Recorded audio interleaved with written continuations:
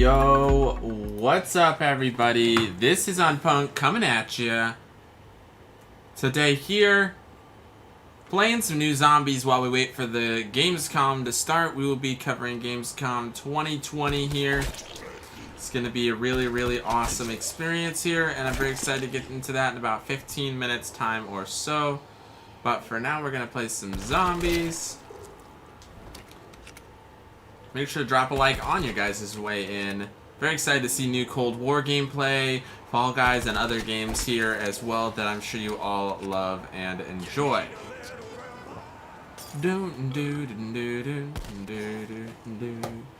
Headphones don't want to work for me today. If you guys are new to the channel, the catchphrase of the stream is "This world needs Jesus." So make sure you guys check out the description if you want to know more about all of that. JJVT, how you doing, brother? Hope you're having a fantastic day. This is a sweet looking map. Mystery box is over here. 1,000 points, alright. I just got access to a couple beta maps for Black Ops 3 Custom Zombies here, so figured right now is the perfect time to get us started on one of them before we get into Gamescom.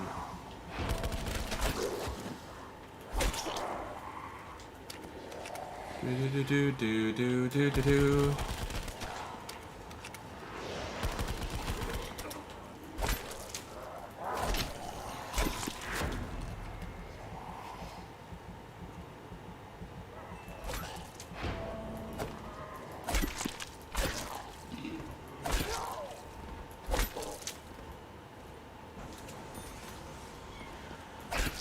When is Gamescom? It should be in about 14 minutes. What's up, Mallory? How you doing? Welcome to the stream. Don't forget to hit a like if you guys are just joining us. It'd be really awesome, and I appreciate it.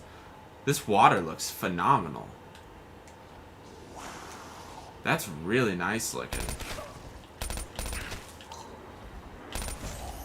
I know this map is fairly simple, but it looks good.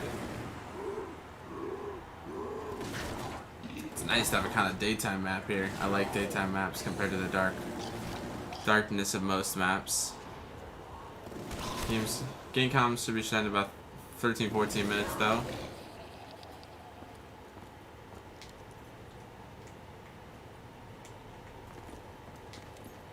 Let's just see what's up here. Oh, there's nothing up there.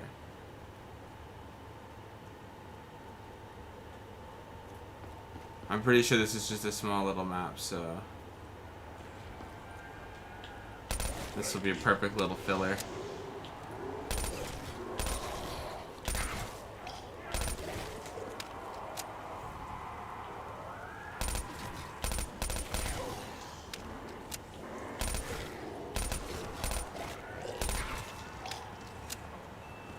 It's good another gun.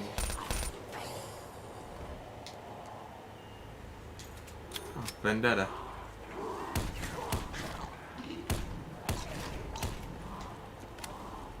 Double points. Ooh, double points. That ricocheted.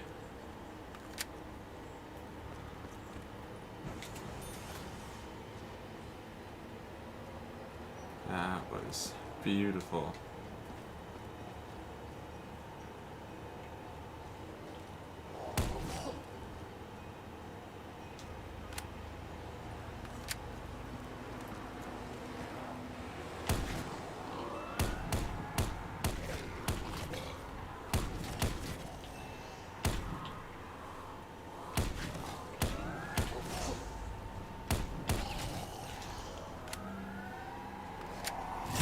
Ammo.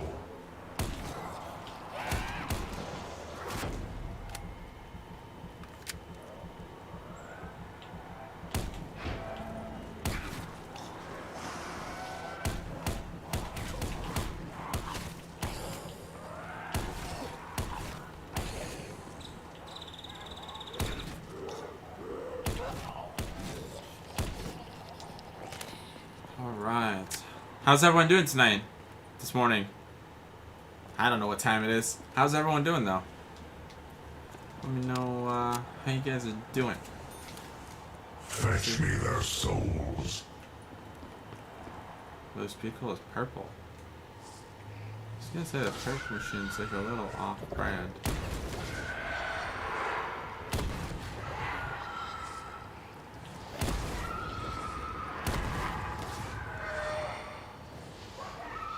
Doing good, how you doing? I'm doing great. Got to sleep in a little bit today, that was very nice. Max ammo. That was real nice to have a sleep in.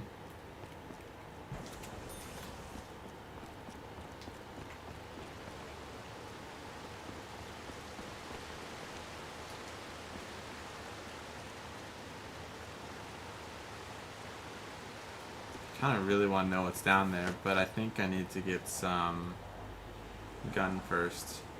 Is this a custom zombie map, or is this a new COD beta? Not COD beta, no. This is a new custom zombies map. It's not released yet. It's currently in beta. This is a beta version of a map. So it's not finished. But I got access to this and a couple of other maps.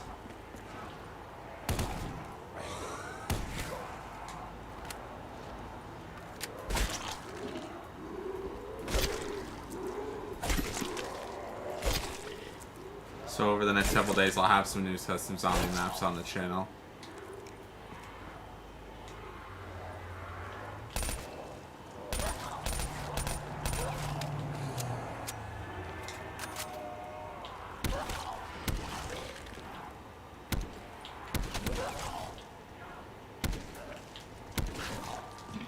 Okay, I'm new to PC, so don't know anything about custom maps. I just heard that PC was awesome zombie maps, though. Yeah, no, PC has really phenomenal zombie maps. People can make them all with the mod tools for Black Ops 3. So this is completely created by someone. I don't know how people can get things looking this good and doing this phenomenal. But I do applaud them for doing it. I don't feel like I'd be a super great modder myself, but... Alright, we're about 9 minutes off of Gamescom. We're just going to try and get this door open, see what's down here in the rest of the map, and get right over onto Gamescom. Yeah, it's pretty cool. Max ammo. Since I have a PC and everything, I'm trying to get a little more into custom zombies and play a little more. I'm getting into the vibe of playing alone, because a lot of my friends don't have zombies or PCs. Some of them do, but most of them work when I'm off. And my main buddy I play with a lot is Gavin, and he doesn't have PC right now. His PC's damaged, so you know how that goes.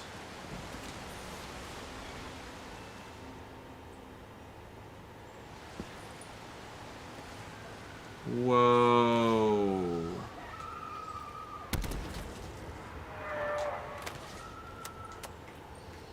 Holy mother of God. This is sweet. I wanted to play this map since I saw it before.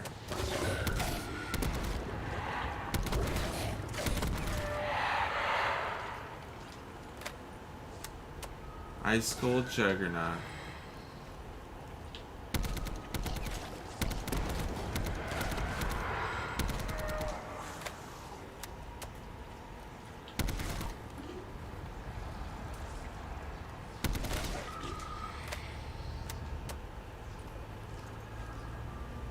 Ho ho.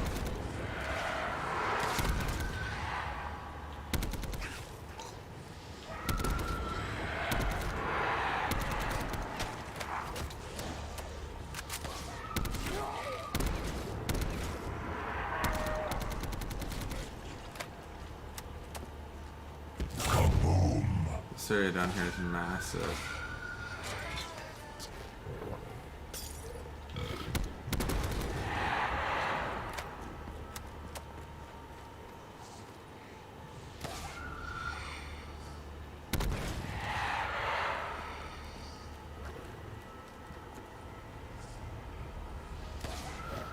When your PC comes into this, if you have any other person to play zombies with, I'm down there, just let me know. Sounds good, yeah. Definitely will. I'll have to add you up on Steam. I'll have to get you on Steam and get you in the Discord. I think are you in my Discord already? Let me Let me make sure that my bot is working. One sec here.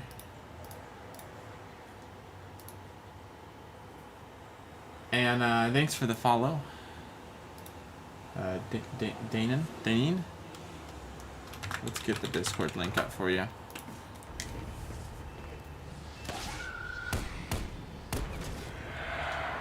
There's the Discord link if you'd like to join.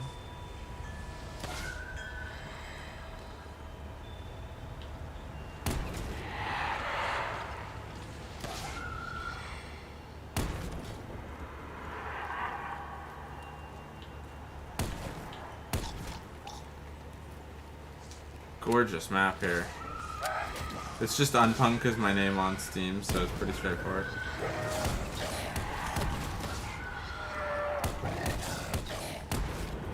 Pushing this now, get back up to the top of the map.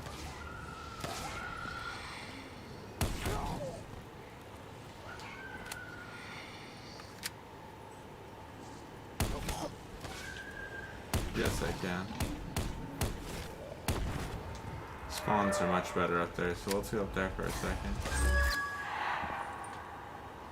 And the PC gets ready, yeah, no worries.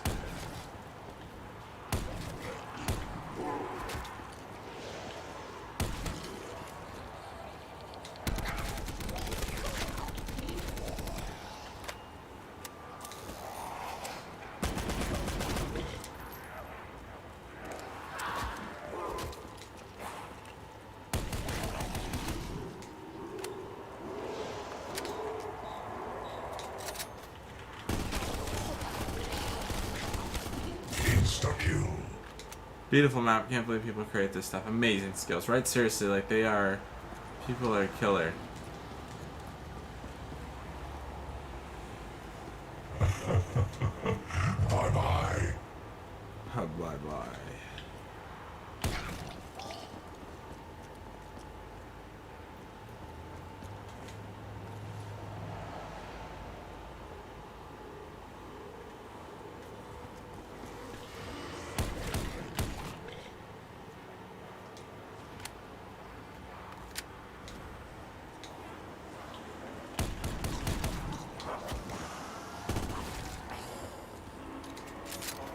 Yo, what's up, Jack?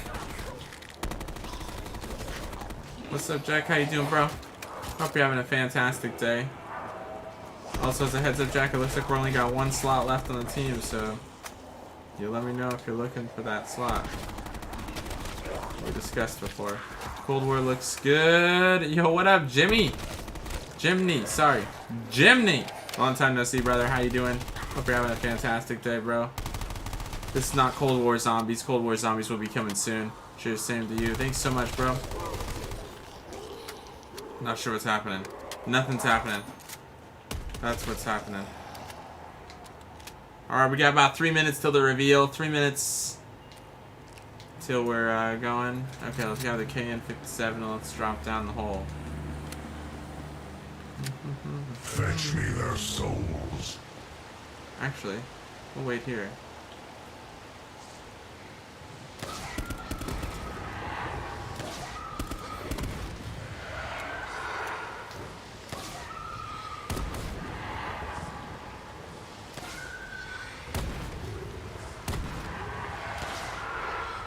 OP gun. Max ammo. Yeah, I'm getting the team together. Don't forget to drop a like if you guys are just joining the stream, and also just so you know, the catchphrase of the stream is "This world needs Jesus."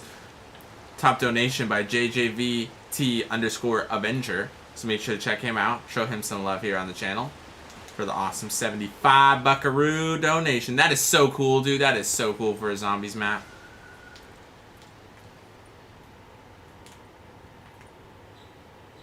The fact that I can just fall down here. This is all a map.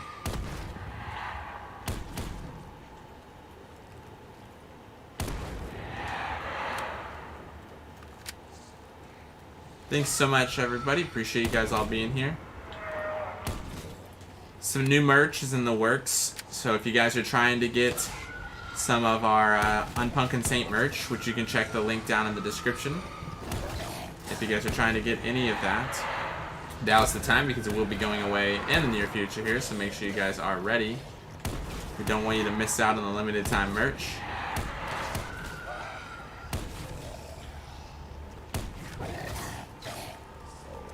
Really want to play zombies right now, huh? Then do it, brother. Play some zombies, bro. Get some zombies in your blood.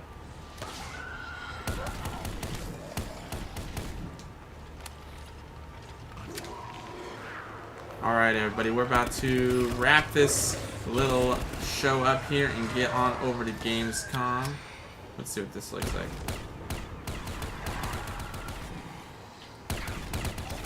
Alright, everybody, we're gonna wrap this up here. Let's get Gamescom rolled up on the screen since it's about to start.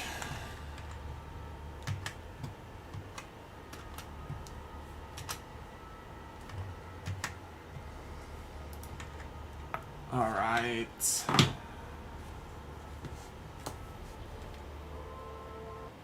Ooh.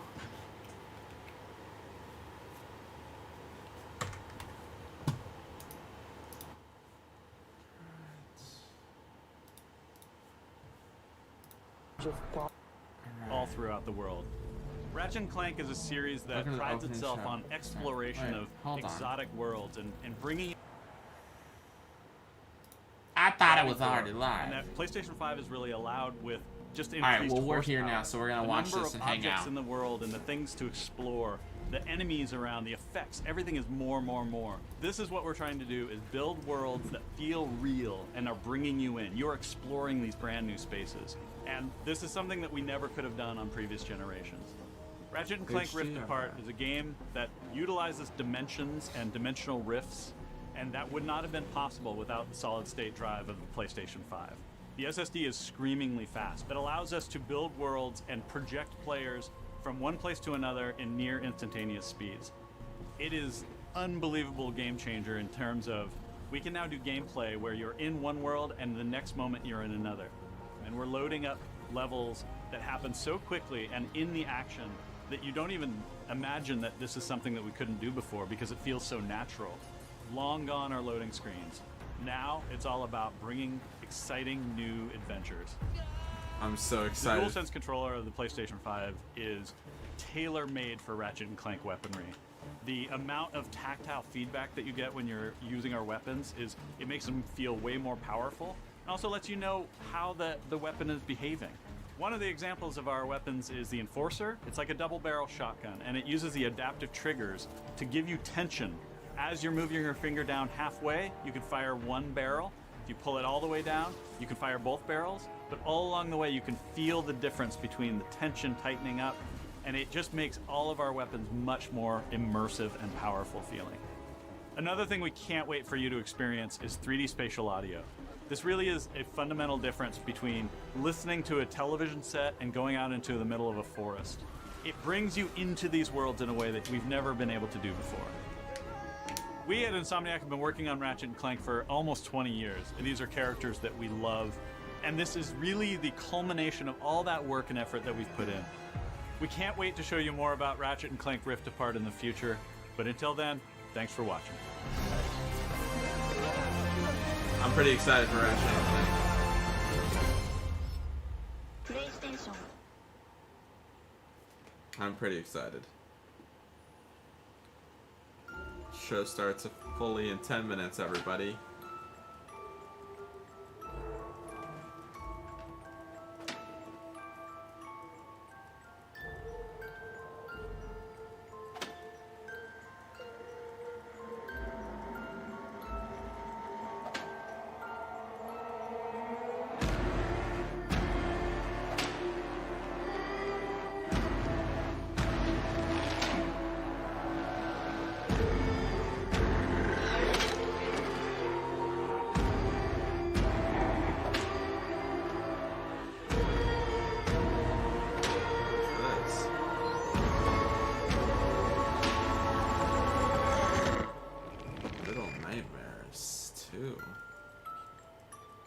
There's a first of this? How was I not informed? Who didn't tell me about nightmares? Cool, Bioshock. No, this isn't Bioshock.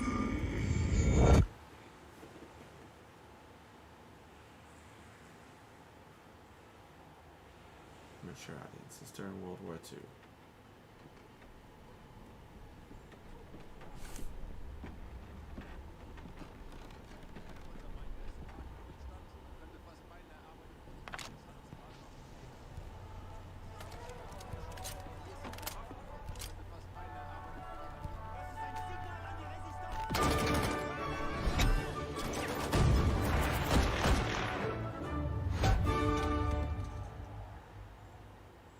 With Medal of Honor Above and Beyond, I think we're finally able to fully realize that vision from 20 years ago of putting you in the boots, allow you to see through the eyes of someone who was actually there. And that's been the most exciting and fulfilling part of the project. But this looks extremely low resolution, like. There's no moment in this game where like you're just relaxed, right? You're in a war zone.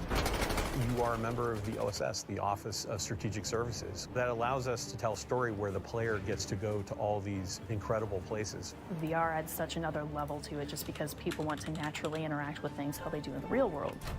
Whether you're inside a Sherman tank or at an airfield or sneaking into a Nazi subbase, the level of immersion is unprecedented. Let's see if we can get a better quality than Through this, the power of because this is low VR, quality. you're climbing a wall, you're pulling out your gun, you're catching a grenade in midair and throwing it back. Those are all things that you end up doing yourself. It's exciting and it's terrifying and it's fun and it's cool kind of helping create these experiences for people. We are making a game about the reality of World War II. So for us, you know, the authenticity was everything. When you put that headset on, you feel like you're back in World War II era Europe. It's a very surreal experience to be there without being there. You're not watching history on a flat screen. You're experiencing history with your own eyes. We have the opportunity to sit down and interview combat veterans from World War II. It's very emotional and it's very inspiring. And that's what draws us to dive deep for our characters. And putting you as the player on an adventure that spans some of the biggest moments of the war. Medal of Honor franchise immediately gives us something more intimate, Yeah. more cinematic. It just doesn't Games look are at that their good. best when they're immersive, and we're finding all sorts of little things you can't do in traditional games. Having the backing of Respawn and Oculus gives us the ability to push those boundaries in ways that it hasn't been pushed before. When you see someone play it, when they just kind of lose themselves into the game, it's been pretty impressive. If the game we're making ignites people's imaginations and illuminates the world, then we've accomplished what we set out to do. I like the concept, but I don't like the application. I just don't. It feels cheap. It looks cheap. For being a 2020 game, you gotta do better visually than that. Oh, Warzone.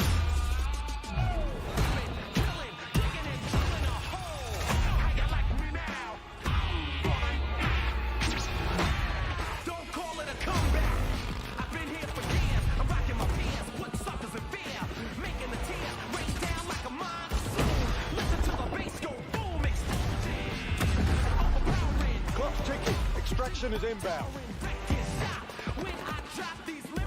No shit.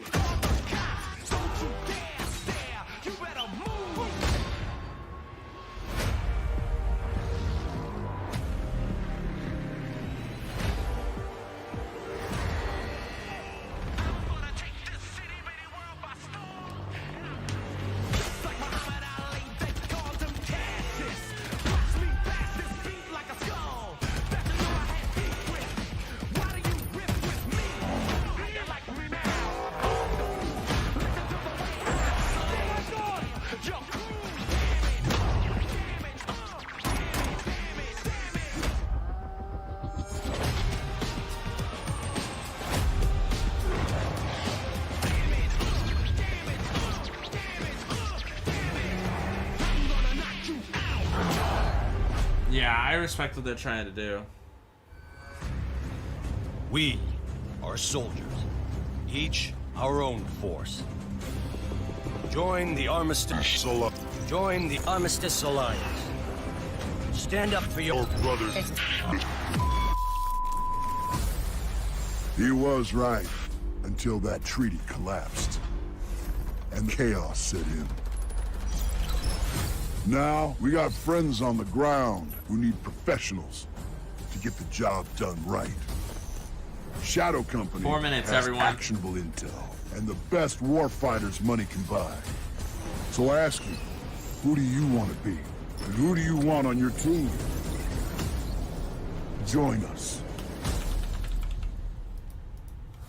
I'll open up Discord real quick, don't mind me.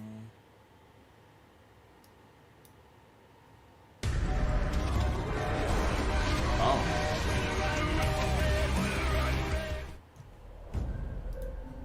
We awoke from one nightmare into another. Not on our dying Earth,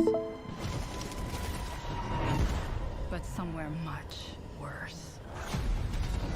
That was PC game or computer game? I would call it Chapter. Right? Yeah.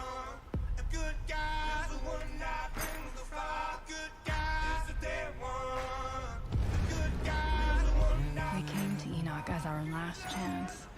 A chance at a new home. But what we found didn't save humanity. It consumed it.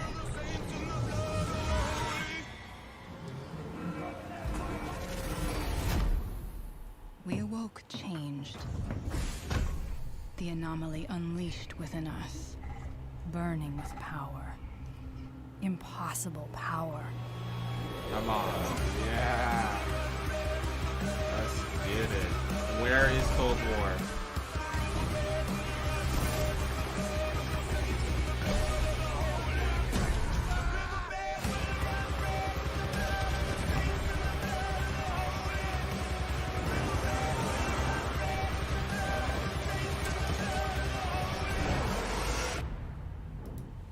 Enoch robs us of our humanity, yet gives us so much more.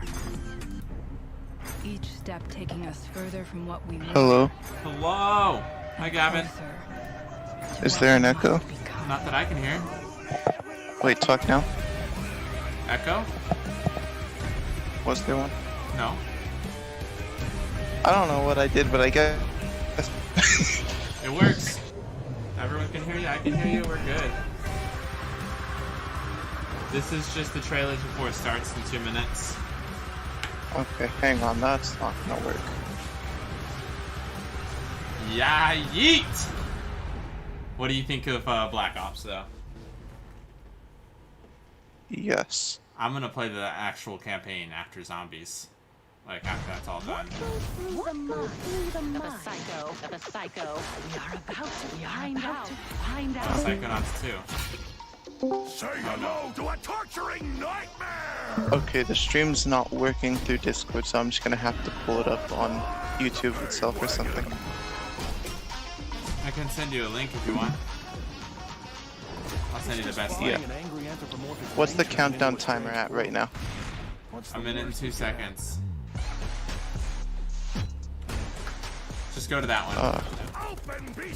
That's what I'm on. Oh, you are? Okay.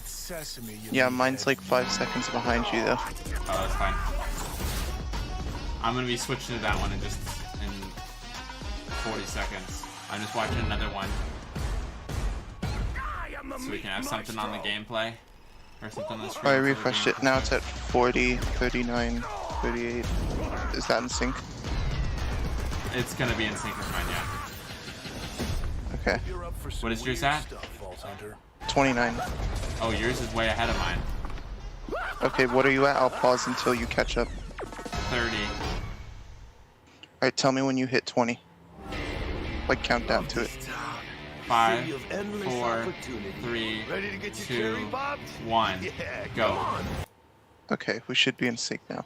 17, 16, 15, 14. Yep.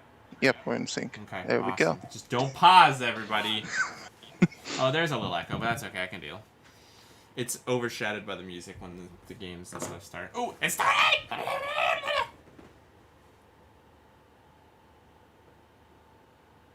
May contain games inappropriate for children. All right, Gavin, you gotta leave. There's no audio? Oh, I don't have my audio on. I'm Kyle Bossman, and this is my hot and stinky apartment. I realize you probably have a lot of questions right now. Like, who is this guy? Not that important. Is this the show? No. Just to be clear, this is the pre-show. This is you and me for the next 20 minutes getting excited about opening night live proper, the big show. That one is gonna look nice. That one's got Jeff Keighley. That one's got a budget. It's gonna be fancy looking, not like this. And then you might be thinking, wait, is the next 20 minutes just this guy with his headband talking to me about stuff? Yo, No, what's up, Mallory? It's gonna be some of that, but most of the show is trailers. We have world premiere trailers right here for the pre-show.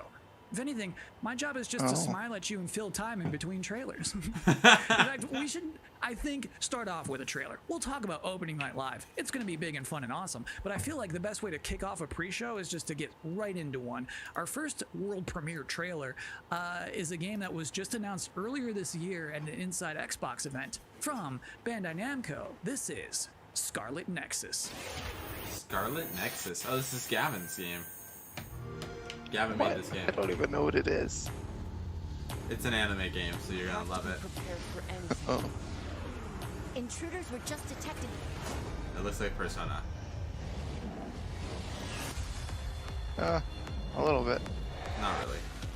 More like Nier Automata or however you say that one. Have to work together. Or the world will be destroyed. We have And so Devil many May different Cry. powers. Let's do this.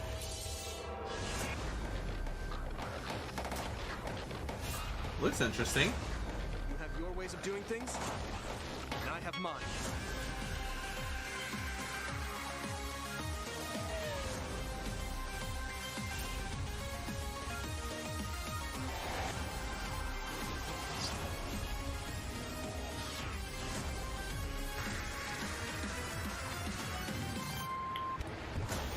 What up, JJ? How you doing, bro? Welcome to the stream, my man. Scarlet Nexus. We're just watching all the trailers from Gamescom. We're just be hanging out, watching Gamescom for the next hour or so, hour and a half. I don't know what time, how long it lasts, but it's gonna be good.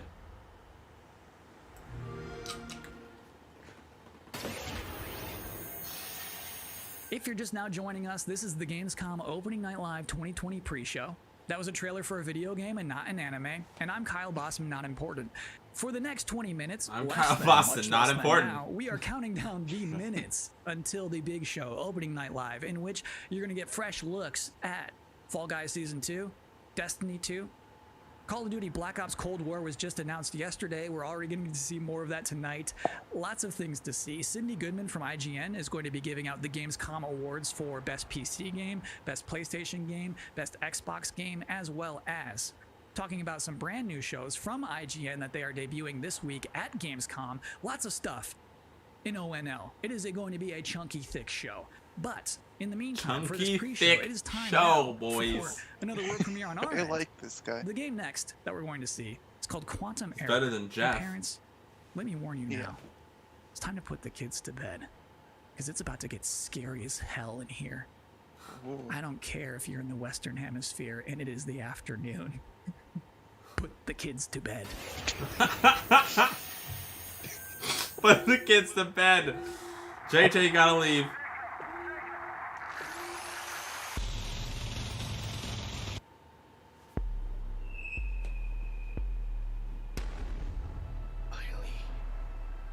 We did it.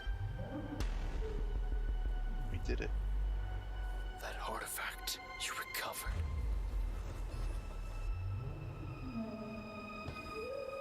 Looks like a 2010 thriller. The answer to all our questions. Why are all the games looking so low quality so far? Pre-show. True. These are the budget ones. We can control them now. Black Ops 1? Just kidding.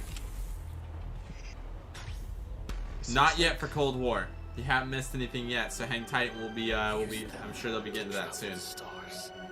Yeah, I'm pretty sure that one's gonna be in the actual show. It's gonna be in the actual show for sure. It's gonna be probably the third or fourth end. I wonder if we'll see Persona. No, there's no Persona on there. It's not on the list. Humanity's reach will be infinite. This still looks decent, whatever this is.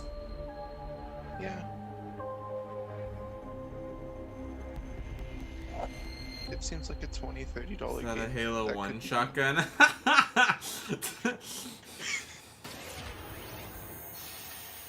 We've got a lot more world exclusive trailers to go, more pre-show to go, an interview with Jeff Keighley. Next up, we have a car brand synonymous with racing and innovation and a key partner of Gamescom for years, Ford. They're about to exclusively reveal the first ever car made with gamers for gamers. What? Check it out. What? Gamer car? Racing. In 2019, Gamer we brought car. our love of racing to gaming. What the fuck is and 2020? Godzilla was born. And that was just the beginning. In May, we launched Project P1 to design a car in collaboration with gamers for gaming. This project was a global first, and our designers let their imagination go wild. So on to our first global announcement. Please welcome our first ever Team Godzilla Project P1 model. So it's a real car that you game out of? Why would I buy a car to just game with? Unless it's the most powerful console in the world. Can I upgrade its graphics card?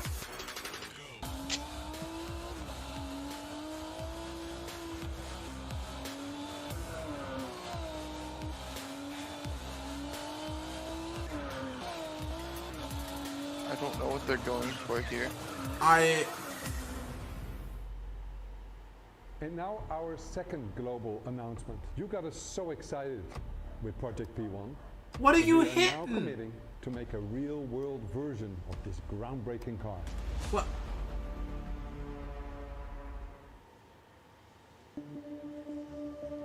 If I didn't have games, What was that? I guess I would just be writing a lot more. Video games and writing are absolutely my two favorite passions, and I just managed to combine them into a job. So I feel like, honestly, I probably would have finished a couple of books. If there was no game, what else would I do? I mean, I like tech, but you need to do things on the technology. And so if I can't play things, if I wasn't into gaming, yeah, it'll be a lot of TV watching. If there's out there a universe where I'm not a gamer, then I probably would start to game. I think I will try something to put some smile on the face of everyone. I would watch a lot more movies. Okay, Julian. And read more books. And get bored.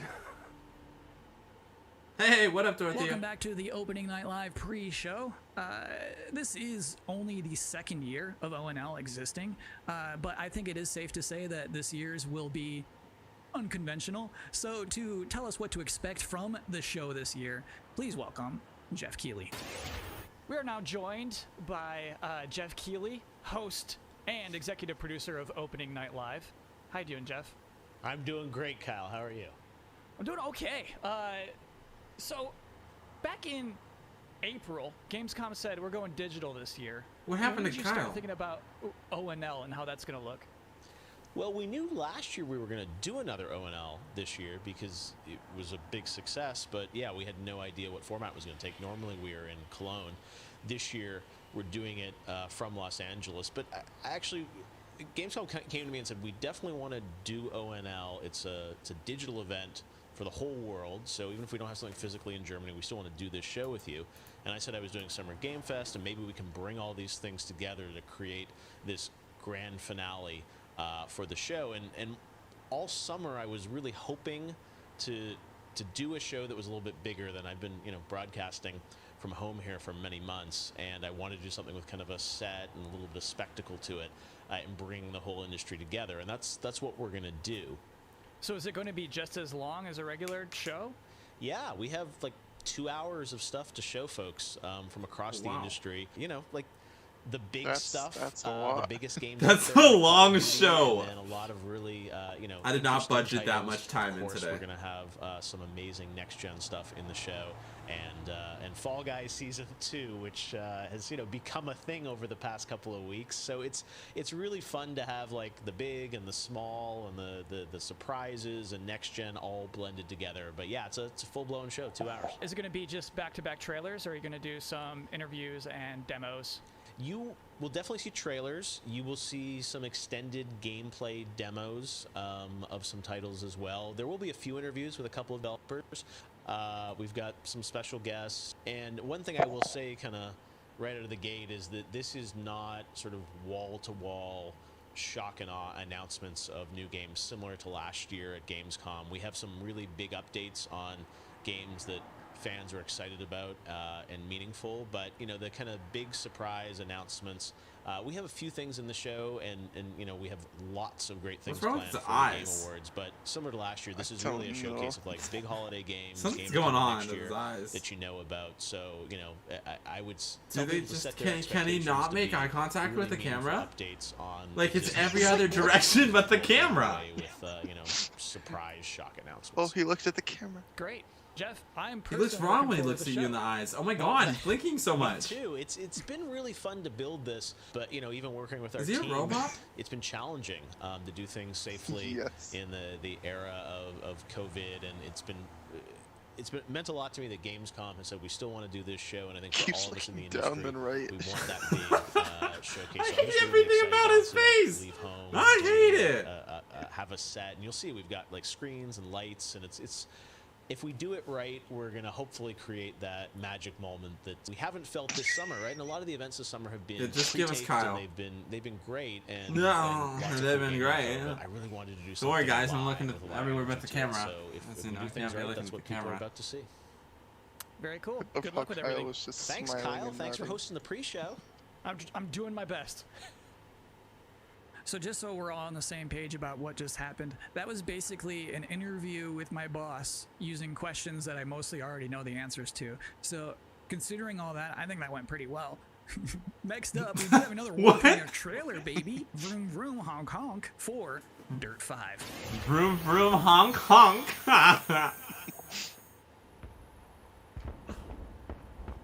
Dirt could be fun to play again.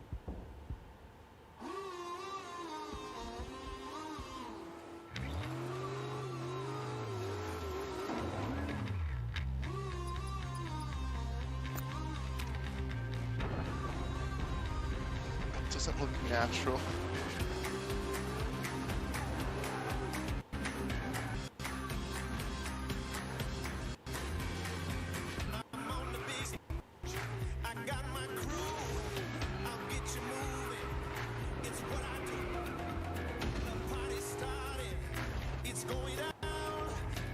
Why is my headphones on?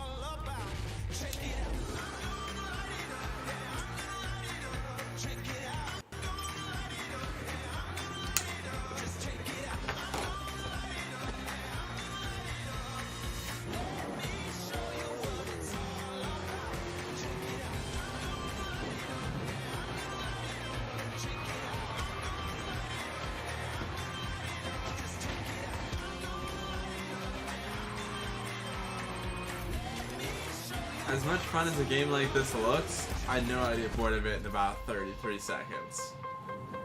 Yeah. Vampire.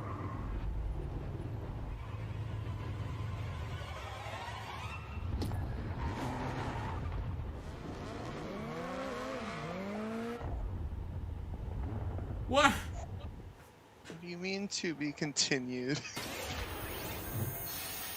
No one's So you think interested like a in that. vampire bit a car and sucked out gas? To be continued. It is now time for the part of the pre-show that I've been reading your live comments. I see them right now. Everybody's blowing up, demanding Kyle's 10 reasons to be excited for opening night live. Well, let's kick it off. Reason number 10 to be excited for opening night live 2020, feeling excited for next gen again. Number 9, Jeff Keighley wardrobe reveal. Number 8 reason to be excited for opening night live 2020, Destiny trailers usually pretty good. Number 7, it will mean this pre-show is finally over. Number 6, Call of Duty Black Ops Cold War. Number 5 reason to be excited for ONL 2020, Shadow Drops. Number 4, Fall Guys Season 2. Number 3 reason to be excited for ONL 2020, actual gameplay from a mysterious PlayStation 5 exclusive. Ooh. Number 2, everything else in my life sucks right now. And the number 1 reason to be excited for opening night live 2020, Jeff Keighley said it's gonna be good. We have one final world premiere trailer to show off, and this trailer is an announcement of a Switch version of a popular game from 2018 that can only be described as Dinosaursy. Enjoy. What is it?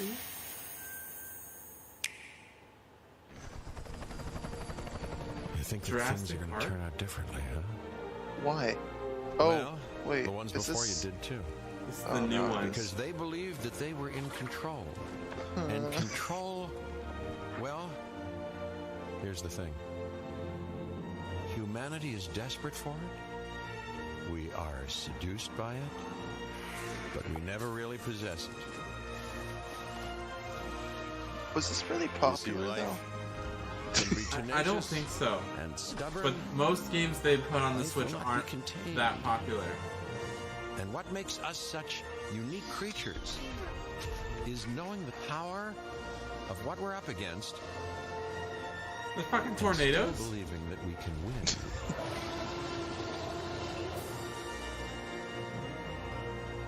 Oh, it's the complete edition. But like, who cares?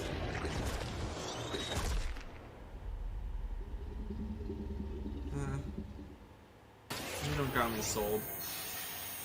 That's it. That's all we have for you in this very pre-show. Please be excited for the actual opening night live, in which you'll see some Destiny 2, you'll see Fall Guys Season 2, you'll see Black Ops Cold War, that mysterious PlayStation 5 demo, some things we've probably never heard of before. I think it's going to be a very good show. I'm personally excited about it. Me. I should thank you, actually, for putting up with my nonsense for the last 20 minutes. It is appreciated, but seriously, enjoy the show.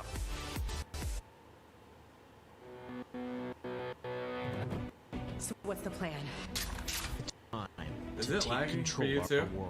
Yeah, I think that's when just we the stream. Feel out of place, grounded, disconnected, and divided. There are always repercussions. Do we have what it takes? All right, I'm going in. To be heroes? What we're doing here could change things forever. Tonight, we bring the world together. You're with us now. We celebrate who we are. This is humanity's chance to repent. And what we are. I'm with you every step of the way. The future of gaming. Welcome to Gamescom, opening night live. That was a teaser for new story, Grounded. Hello everyone, I'm Jeff Keighley and welcome to Gamescom Opening Night Live 2020. Now this year, Gamescom is of course a little different than normal, and I hope all of you and your families Why are his pants so tight healthy and his at legs home. so bowed in? 2020, games have comforted and connected us At more least than it's ever. looking at the And with the camera. launch of PlayStation 5 and Xbox Series X later this year, games are I think he was only stoned going as to fuck get in the better. last recording he had. Well, all summer, I was hoping we could get to this very He felt moment, nervous a and couldn't big lock live eyes on the showcase filled with screen. more than 35 games to kick off Gamescom 2020. Tonight, you'll get a first look at Fall Guys Season 2 So and we've an heard. extended gameplay demo of Ratchet About 30 Rift times Apart over for 30 PlayStation different 5. social Plus, media we might have a platforms. couple surprises along the way, too. But before we start, I want to acknowledge and thank all the game developers, marketers, and publishers who have worked under challenging circumstances to keep us entertained. This show is nothing without them or my production team, and doing a show at this scale safely is not easy, especially when all of you at home have some pretty insane expectations. I hope tonight reminds you why you love to play games. And with that, we're going to move on to our first game, with a game that was just announced yesterday, Call of Duty Black Ops Cold War. And joining me is Dan Vondrack from Raven to tell us about the game and give you an exclusive sneak peek. Dan, how you doing? Good, Jeff. Thanks for having me here. This has been a dream project for us to work on. From nearly the beginning of development, we knew Black Ops Cold War was going to be a direct sequel to Black Ops 1, and we loved the idea of returning to the pillars built the Black Ops franchise. Man, he's me. Deniable operations, conspiracy grounded in history, and that shadowy world of paranoia. And we get to mix all those together, drop the player into the 1980s at the height of the Cold War, and it's really something that we know would feel relevant to today and also uniquely Black Ops. Well, you start playing with Black Ops, everyone wants to know characters. We saw yesterday in the reveal trailers, some familiar faces. So, Woods, Mason, break it down. How does this fit into the Black Ops canon? You said it's a direct sequel, so are we going to see a lot of familiar faces? Yeah, part of the fun in making this game was bringing back the iconic characters like Woods and Hudson and Mason and seeing how all those personalities mix with some of the new characters. So the campaign takes place in 1981, and we love that we've been able to have so many connections to the original Black Ops and really be that direct sequel to the game. Now, one thing that I'm really excited about this is you're pushing the storytelling in kind of a new direction with some branches and some options about how you play through the campaign. Can you maybe walk us through your thinking there? Yeah, one of the driving forces from early in development was to say, let's take this Black Ops thrill ride and infuse it with some player choice and some player freedom. Anything we can do to give the player a little more ownership over their experience. So that starts with allowing the player to create their own character for the Cold War campaign. They can name them and pick a military background and really pretend they are that Black Ops soldier that they want to be. Oh. From there, we wanted to take some of our missions and infuse optional objectives, multiple paths, and some player choice moments inside some of those missions. And it was fun to find that balance between the hard-driving Call of Duty action and these more non-linear experiences inside some of the missions.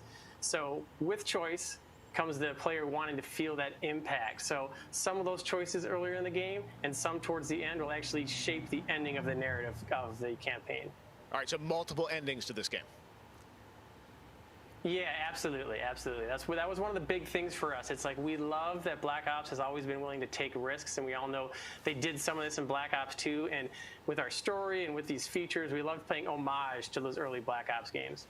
Oh yeah, I remember the numbers. All right. So I guess not playable Dan, Mason. We are excited to see more of it. I know multiplayer reveal is coming in September, but since you got a Switch there, maybe you could flip the switch on something exclusive for us. What are you going to see?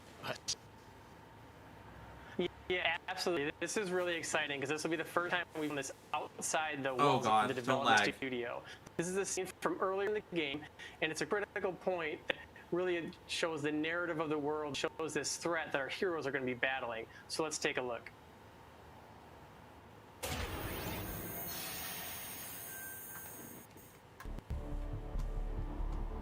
"1943.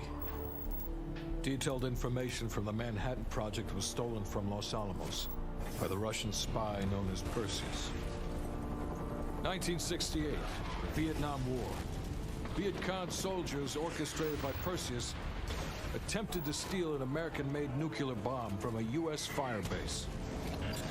5 days ago, while on a mission, we acquired intel that Perseus is in play again and planning an attack on the West.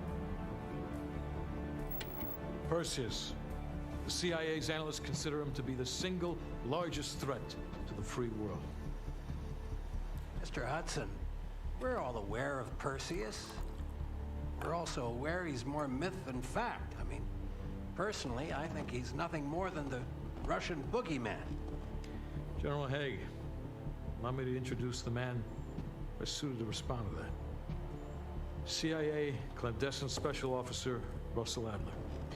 He's one of the few people who even come close to capturing Perseus. Mr. Adler, why should we take this Perseus threat seriously? You don't have to, sir. Yeah, then a lot of innocent people are gonna die. Why do you say that? Sir. Every time Perseus has come into play, it's shifted the balance of the Cold War. After 13 years of silence, if he's active, something big is gonna happen. Something that will affect the free world.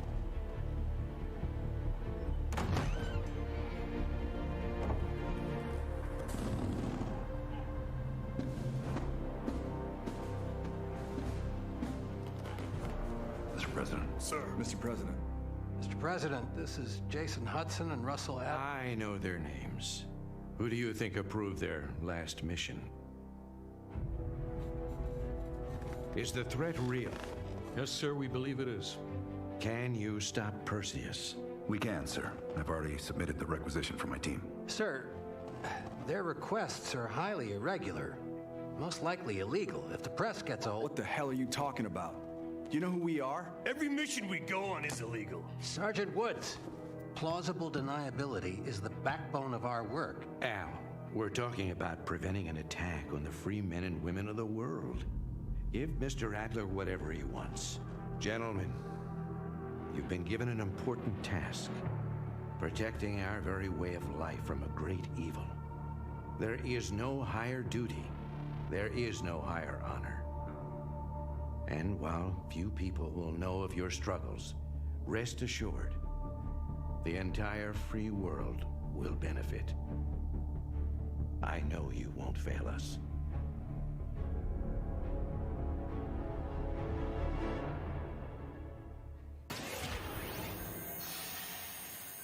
I'm not gonna lie, that was pretty cool. Tonight we have some new game announcements for you guys as well, including this one, a new next-gen narrative action-adventure game from Reflector Entertainment in Montreal. It's called Unknown 9. The game tells the story of Haruna, a woman raised on the streets of India and haunted by visions of her own death. Haruna struggles to understand her mysterious innate abilities to manipulate the unseen. Check out this first look.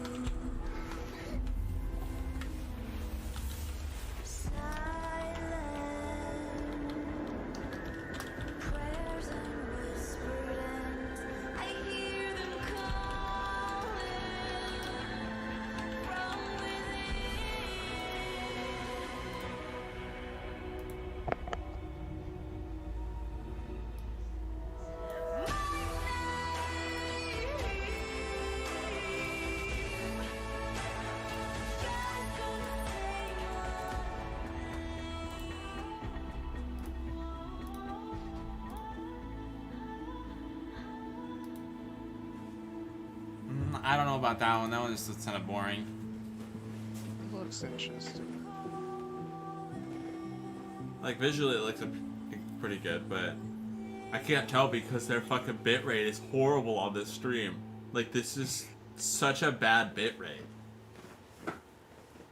They're running at like 4,000 for the bitrate or something.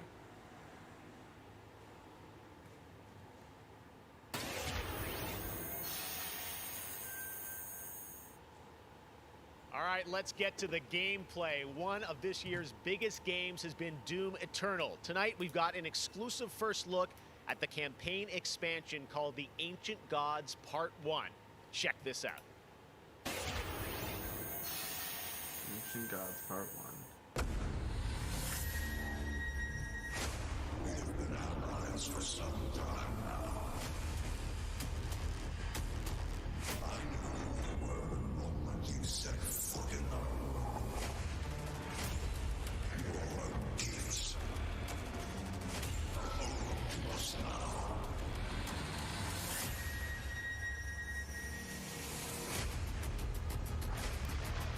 The Slayer has arrived. Please proceed with control, but assertive aggression.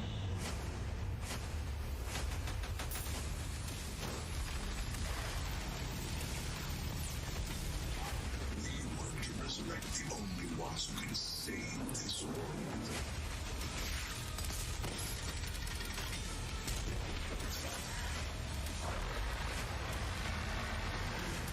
I would watch a play through this game and this DLC, but I will not play it. I have no interest. Ghostbusters!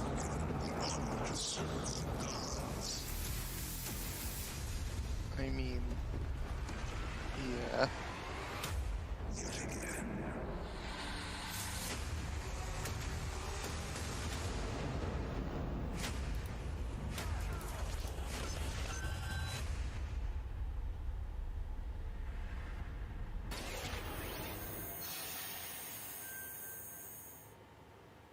"2020 marks the 25th anniversary of a legendary game studio, BioWare. Tonight, Casey Hudson and the team wanted to give everyone around the world a little taste of what's next. Casey, over to you. Hey Jeff, it's great to see you again. You know, 6 years ago, we were on the stage with you at the 2014 Game Awards, accepting the Game of the Year for Dragon Age Inquisition.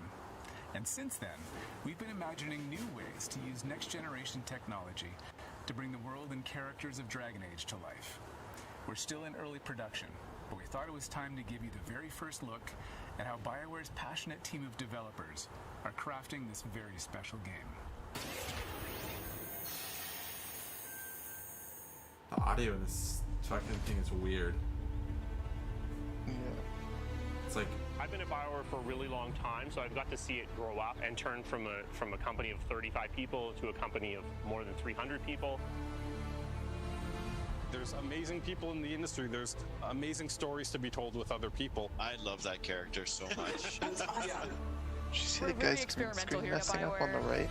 Yeah. So we're always coming up with new stuff. We're always trying to improve, innovate, and bring new characters to life for our players and fans to enjoy.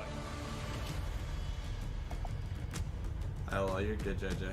The world of Dragon Age really has got it all. It's got frontier stories, it's got mystery, it's got hard-boiled detective stories, and of course it's all wrapped up in kind of a fantasy setting. You really feel like you're the hero in the Dragon Age world and you're saving people. Dragon Age to me is a wonderful world to play in. I am really excited about the future of Dragon Age. This is an original world, original flora, original wildlife, original architecture. Original that wildlife, makes it fun dragons. to explore and discover.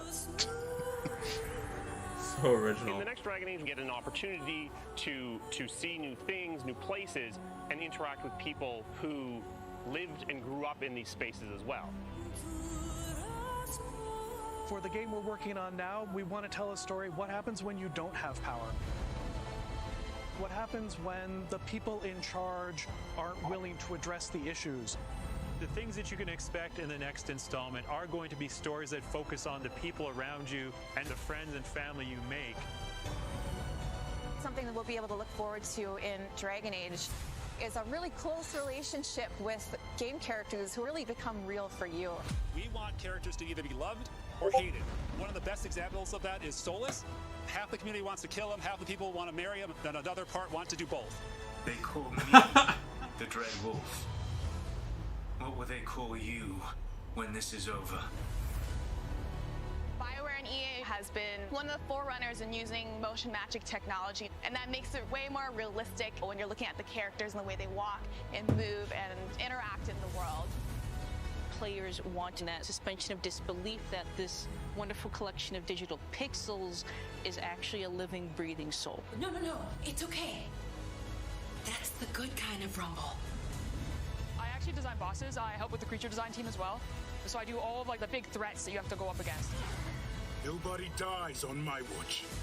For the Wardens! Choice is a big part of what Dragon Age is as a franchise. The decisions you make can affect change in the world. Decision making can mean that a party member lives or a party member dies.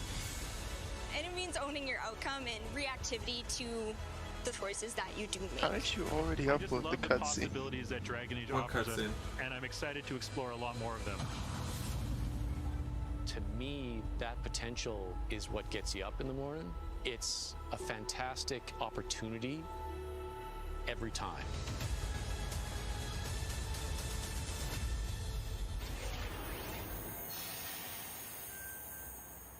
Next up, it's time for something special.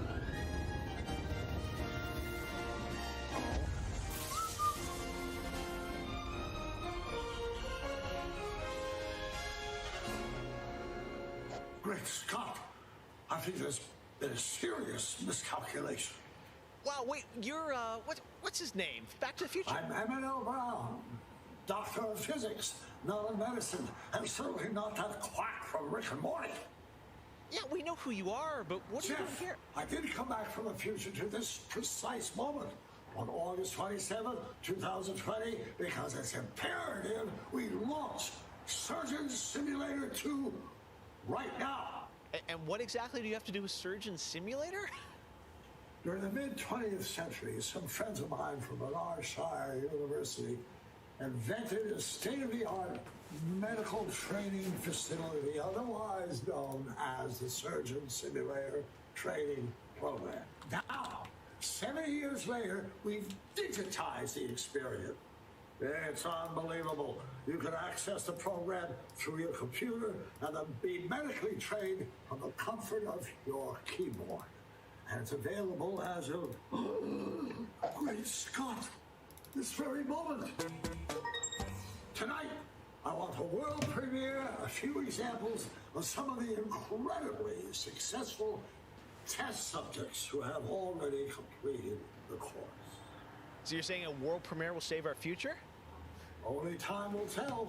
And speaking of time, I'm off to another world premiere, Avengers 26, The Return of the Son of Thanos, opening. I leave the fate of the human race in your hands. Just make sure you play Surgeon Simulator 2. Doctor's orders.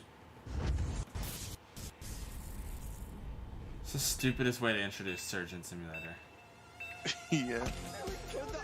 That's on his head! No! Only give him a little pat on the head. Where does this part go? Wait, there, we got it. He looks good as new. Now grab the good arm and bring it in here! We're dying! He's dying! Oh, his face! No, that's not right! My finger slipped! He gets the Jesus Christ! Put it back! Oh, it's okay, he's fine! He's perfect! We saved it! Mediocre. Yeah. Doc Brown introducing Jacksepticeye playing Surgeon Simulator, only on opening night live. All right, well, if you thought that crossover was kind of crazy, wait until you get a load of this next game announcement that I don't think anyone probably saw coming. Check this out. I don't know what's going on here either. You know, for about half a second, I thought it was about to say Atlas. No. Yeah. What is they trying to make him look like Napoleon Dynamite?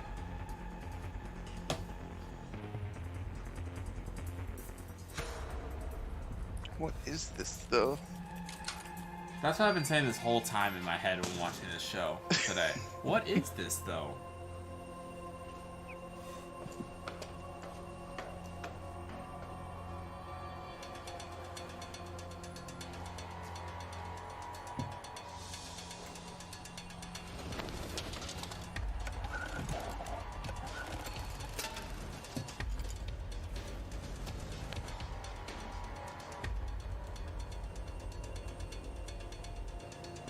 Yeah, I'm not sure either, Joshua. We already got the Cold War trailer. You missed it, Mr. Coconut. Something zombies. Call of Duty Zombies! Imagine.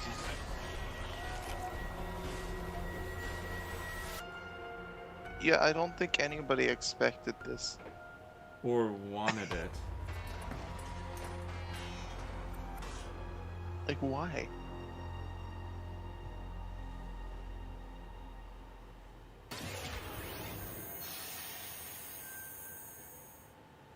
Tonight is just the start of Gamescom 2020. Over the next 3 days, there are more streams from IGN and Webedia with in-depth looks at games, a digital cosplay contest, and some special new shows just for Gamescom. Your portal for all things Gamescom this year is Gamescom Now, which you can check out at gamescom.global. Now, one game you'll hear more about later on IGN's post-show is this one. Editing the gameplay, the footage now of the campaign trailer so you can get it back up on the channel. Check this out. I clicked the wrong file, so I had to, yeah. Bridge Constructor Walking Dead, like what? In a world gone strange.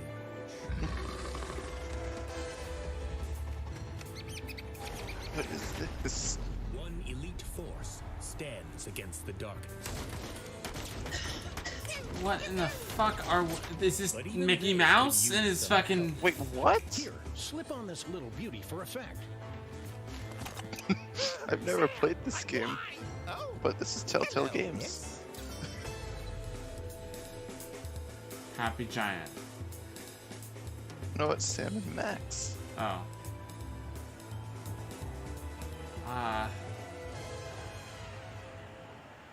The return of Sam and Max. Yes. All right.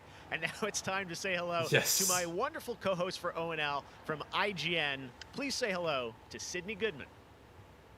Thank you, Jeff. What's up, everyone? I'm Sydney Goodman, and I am thrilled to be here. Some clothes on, Gamescom woman. is always such a fun event, and throughout the show tonight, I'll be telling you about Skank. all the different ways that IGN is involved in this year's festivities. Nobody needs But to first, see that. I have an award to announce. The winner of Best Nintendo Switch Game is Little Nightmares 2. Huge congratulations. It's not even out yet. Like I said, IGN is going to be here for all of Gamescom with It's great rigged. shows such as the Gamescom Studio, where you can find me and my co-hosts for all day long games content, interviews, dev talks, and more. Plus, we have Gamescom Awesome Indies, the show with and for indie developers. That premieres Saturday, August 29th at 7 p.m. Central European Time, so be sure to tune in for more announcements and special guests. And now, let's go back to Jeff for our next big world premiere. Awesome. Thank you so much, Sid. We are so excited to see what's in the Ignore Gamescom that something studio might and come up also on Awesome screen for a Indies second, are gonna be everybody on the stream. Don't Daily mind Show me. tomorrow, so looking forward to that. Don't mind All right, that. well, on to our next game. Come in on, the next drag over. World of Warcraft expansion, players will journey beyond the mortal world of Azeroth to a place where no living soul has set foot before. No! The Shadowlands, the You guys don't need to see afterlife that. of an entire Warcraft universe. The infinite realms of the Shadowlands are watched over by different factions, known as Covenants, each holding dominion over a different aspect of the afterlife. And depending on how someone lived their mortal life, they may end up as part of one of these Covenants when they cross over into the Shadowlands. Today, we're excited to give you a closer look at the noble and pure Kyrian Covenant from the realm of Bastion, who are charged with carrying the souls of the dead into the beyond. So sit back and get ready for the world premiere of Bastion, the first in Blizzard Entertainment's new 4-part series of animated shorts called Afterlives. Enjoy.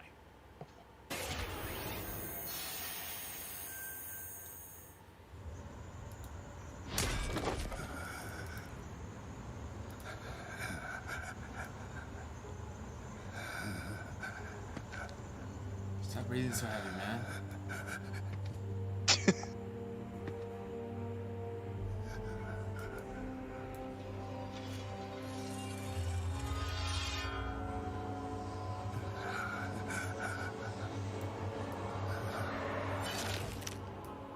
Light, save my soul.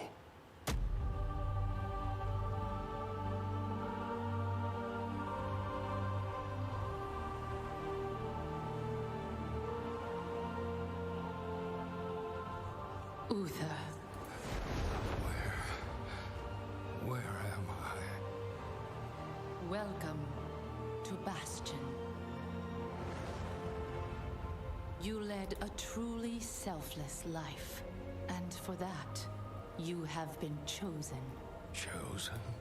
To shed your mortal burdens and join the ranks of the Ascended, serving to ferry the souls of the dead unto the Shadowlands. I serve the light, and my work is not done. There is an evil that must be... There is no evil here. The darkness was sealed within the Maw long ago. You're wrong. He destroyed my home, murdered my people and my king. He must be punished. You are an aspirant now. You must accept your new purpose and purge yourself of this desire for vengeance. What I desire is justice. Devos, why are you training this soul? It is beneath your station as a paragon. He cannot let go.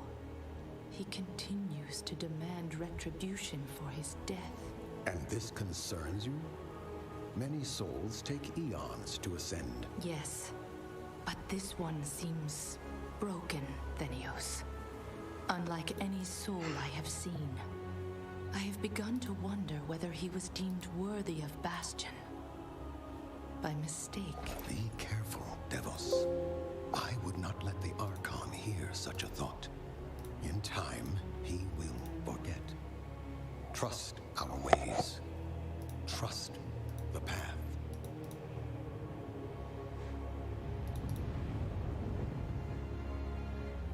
Devos, long must we train? Until you are ready to ascend. And what is keeping me from ascension? Nothing but the memory of your mortal life. How can I forget when I can still feel his blade? Your soul is wounded? Who did this to you? He was my student. He betrayed us all.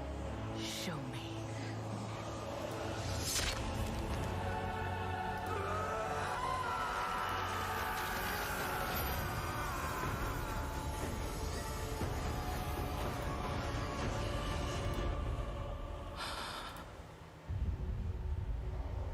The runes on his blade were unmistakable.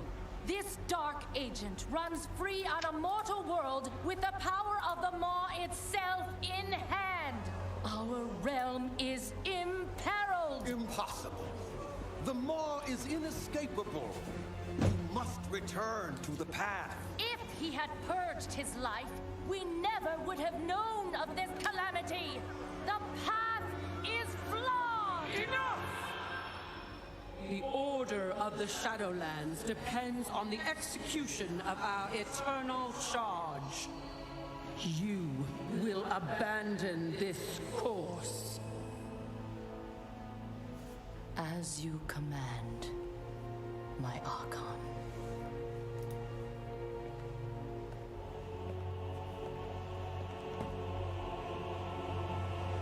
Uther! The time of your ascension has come. I thought I was not ready. Do you wish to see him punished? I do. Then prepare yourself.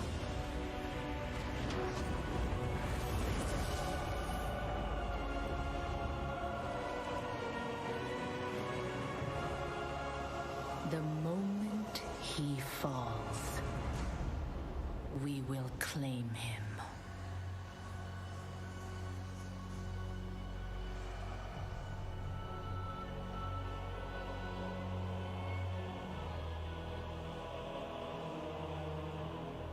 I'm not really sure what I'm watching here. Yeah. Only darkness before me.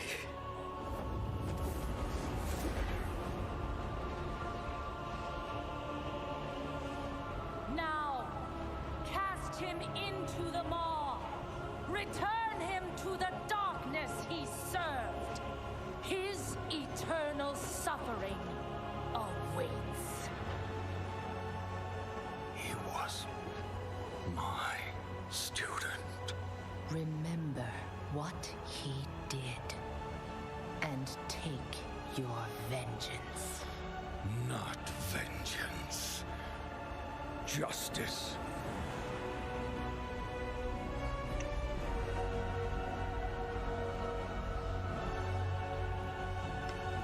What is this? I'm not sure what I'm watching. It's so long. Oh. Warcraft.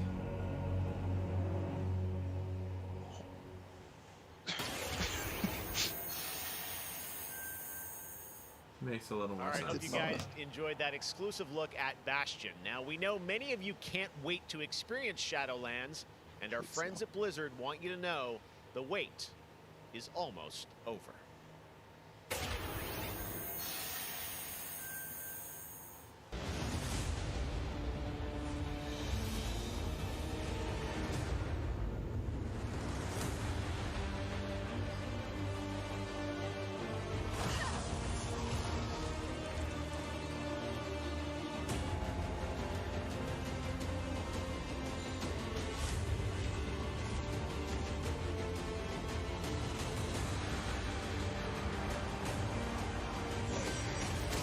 Shows like the lowest resolution available for the game for the trailer.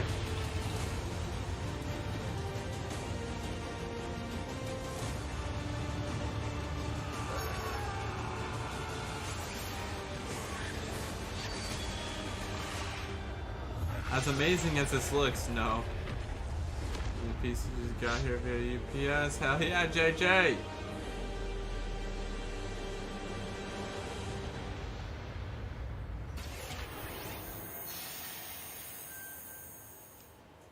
October 27th, it is official, and we have so much more opening night live still to go for you. Ratchet & Clank, PlayStation 5, much more. Stay tuned. All right, but now it's time for the announcement of a new universe that is coming to gaming for the first time with a project from a Canadian studio. Check this out.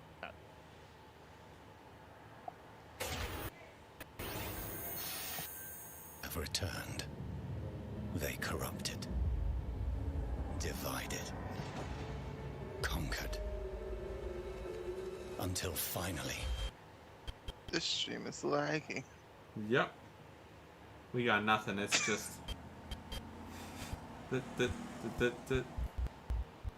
Picture in that. It's. The gates of Zone with open, meaning eternal. Quality experience.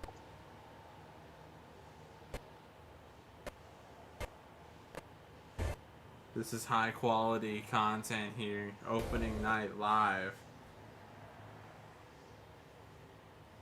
Everyone in chat is just going to lag. We will take back. We just missed that entire trailer. I'm not even sure what that was supposed to be anyways. Back, I had some masked fun with this one better not lag. Crash, of course, let's bring him out, everybody. Crash Bandicoot. What? He's where? What? I want to see this. Yeah.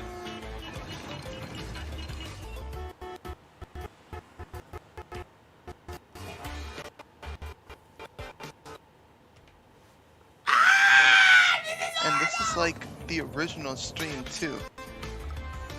This is the official one. Yeah, this is where it's coming from.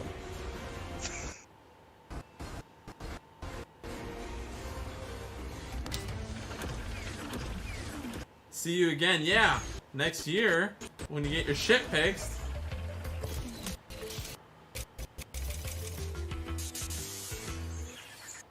Tell us more. I don't know what we just saw. I'm joined by Lou Studdert from Toys for Bob.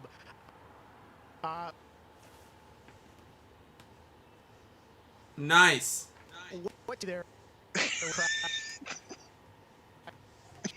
What is happening with your guys' stream? Get your shit together, boys.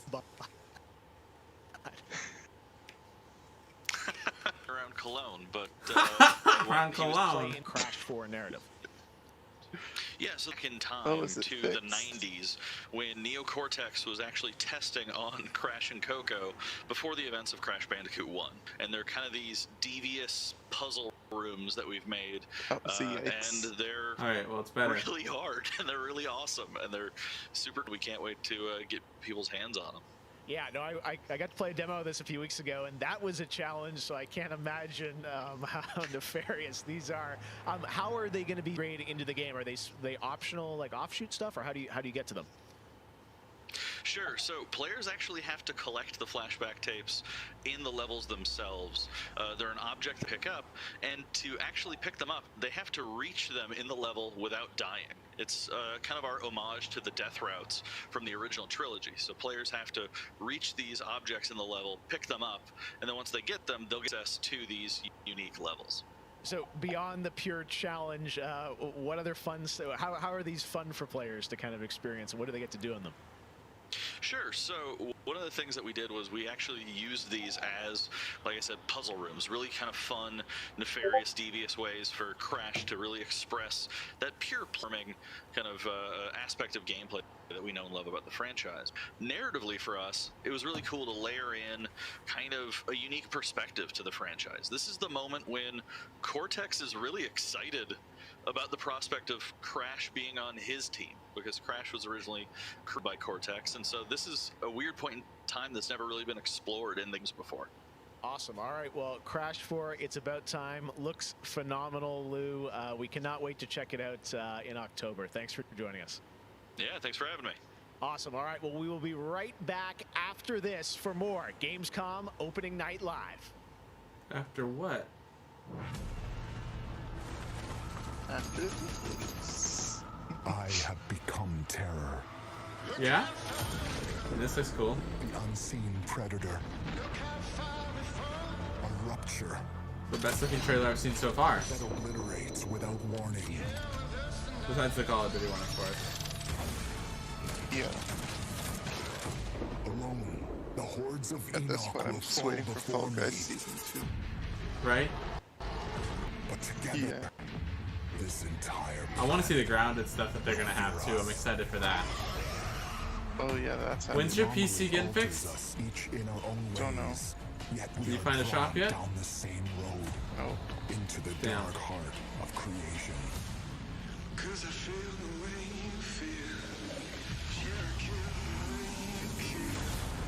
We will find the source. Whatever it holds. Whatever it takes.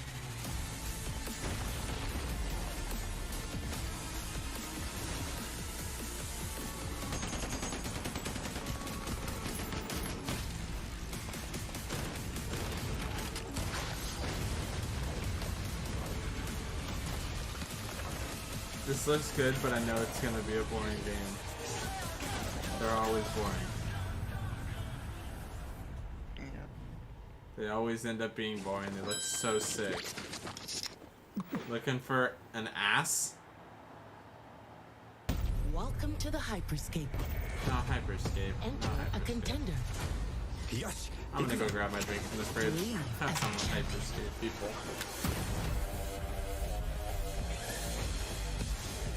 This is it.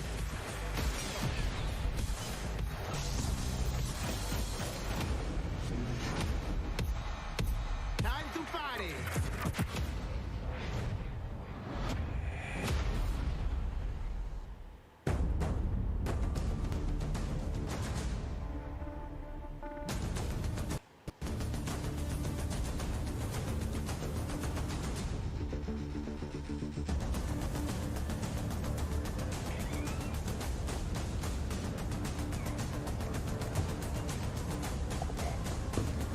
Some mistakes were made, Kevin.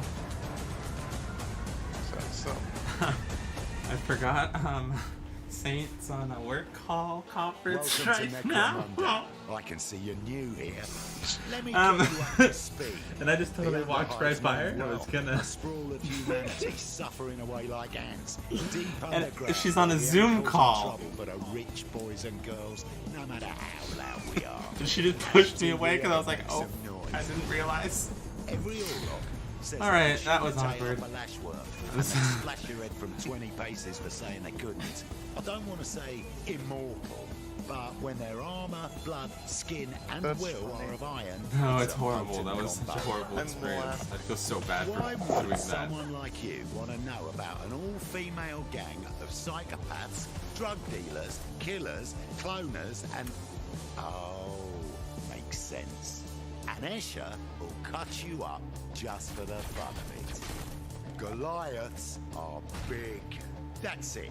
Anything smaller than them doesn't deserve to live. And they're just as happy filling you with lead as they are smashing you to pieces with a power maul. Now, mixing that whole pot together in a place like this, you can imagine what happens. Chaos, gang warfare, for wealth, for power, hell, sometimes just for fun. So, think you're ready? Necromunda Under High Wars comes to PlayStation 4, Xbox One and PC on September 8th. Não. O futuro dos jogos, além de realidades virtuais extremamente fidedignas e realistas, eu acho que também se encontra em formas mais expressivas e absurdas, quebrando cada vez mais esses paradigmas de formato de videogame que a gente tem e sendo usado mais do que nunca como uma ferramenta de expressão artística. I envision the future of gaming to be quite bright and quite online.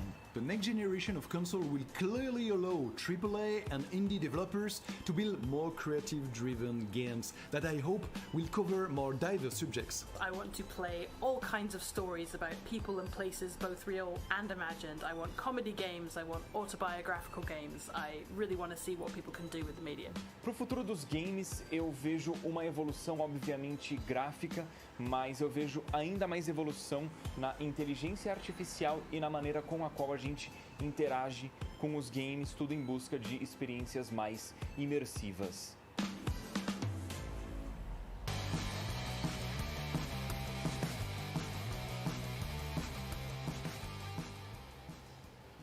You know, one of the things I love about opening night is that we can show you the biggest games in the industry and also smaller titles that should be on your radar.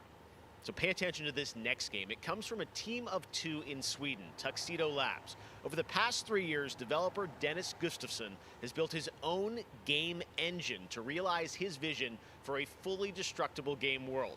What he's building has absolutely blown me away, so I asked Dennis to prepare a special trailer just for tonight. I hope you're equally inspired by the ideas in this next game. Definitely one to watch. Teardown.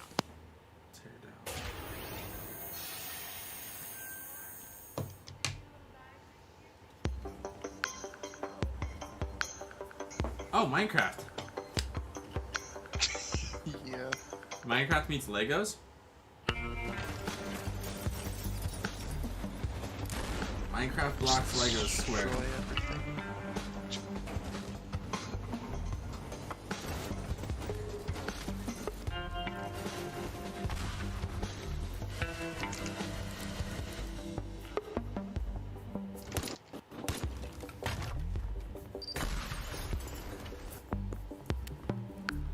I mean, it looks interesting. I don't understand what you're supposed to be doing here, but... Break everything.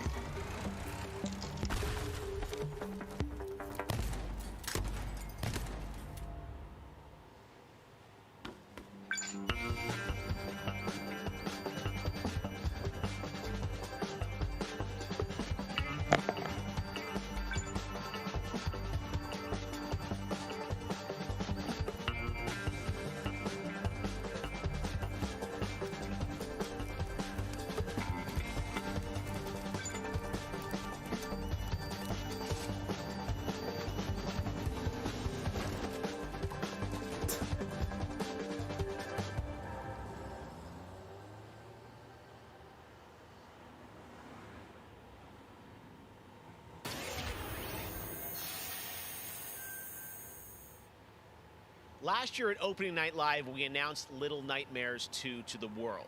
Well, the team at Tarsier Studios hasn't shown anything since, but that changes right now.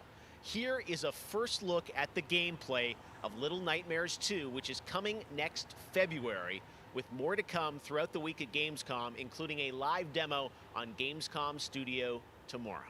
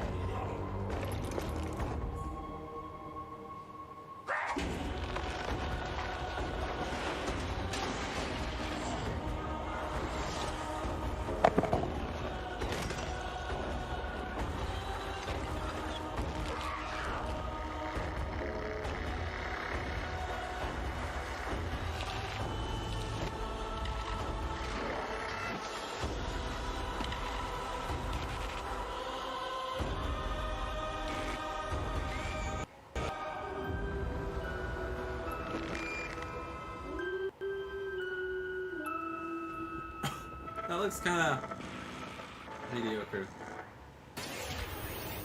Yeah, I don't know about best Switch game. Yeah. I'm WWE Hall of Famer Jerry the King Lawler, and I'm reuniting with my old buddy Mauro Ranallo to bring you all the over-the-top action in WWE 2K Battleground. Mamma mia! This is great! This arcade-style video game is over-the-top outrageous, with over 70 WWE superstars and legends brawling it out like never before! Oh no! Hold on to your toupee, Mauro! Look out below! WWE is LIT! You know, I'm a little more old school than Mauro, so I can't wait to see these WWE legends teach these kids a thing or two. And you know what? Here's a closer look at the insane action. It's a great evening for WWE action. Oh, wow! Take that, Mauro! Man, it's so good to see the Bella Twins at their best. And now, let's keep this party rolling with another matchup. Oh, look out, Mauro! The Undertaker has risen, and Finn Balor is about to be taken for his last ride. Mamma mia, what a move! Finish him! Oh, no! He just hit the snooze button! How do you lose like that? What's the matter with you legends? This is just an example of the pandemonium that you're going to experience when you head to the battlegrounds. Whew, that's a big toy hammer! Oh, I can't believe my eyes! Seth Rollins delivers the stomp! What a night! What a night! This is the greatest thing I've ever seen! Pre-order WWE 2K Battlegrounds today and brawl without limits. Mamma mia! Oh, sorry, Mauro. I know that's your line. Hello again. I have even more awards to announce, so let's get right down to it. The winner of Best Action Adventure Game is Watch Dogs Legion. The city needs a resistance. This you're excited about. It's You not got even out. Yeah, it is. No. Yeah, it came out last week. No, it didn't. When does it come out then, Gavin? October something. The winner of the Best Action Game is Star Wars Squadrons. Again, another one that's not out. Looks really good, don't get me wrong, but... This is gonna be close.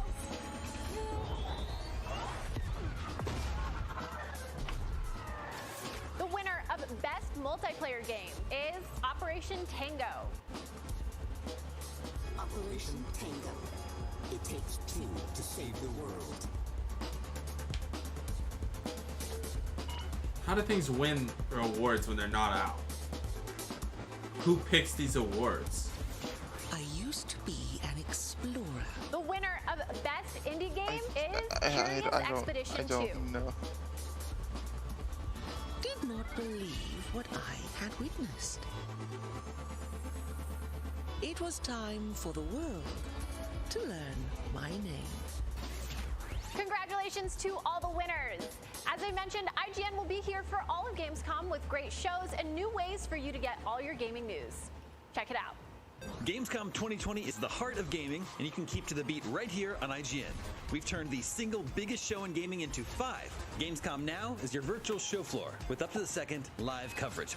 Gamescom Daily Show, Gamescom's first ever late-night talk show. Our Gamescom Awesome Indies Show, the freshest deep cuts in indie gaming. And finally, the Gamescom Best of Show, including the Gamescom Award. Gamescom 2020 is available on IGN and wherever you stream Gamescom Now. And now it is time to talk about that Best Action Game winner, Star Wars Squadrons. This is a new immersive space combat game from Motive Studios that delivers the ultimate Star Wars pilot fantasy. We've missed those. In Squadrons, you'll suit up and fly for both the New Republic and the Galactic Empire across intense 5v5 multiplayer battles, as well as an all-new authentic single-player story set after the events of Star Wars Episode 6, Return of the Jedi. Today, we'll get a glimpse at what Squadron's story has to offer by taking a brief look at one of the single-player missions featuring some light narration by the Motive team. Let's check.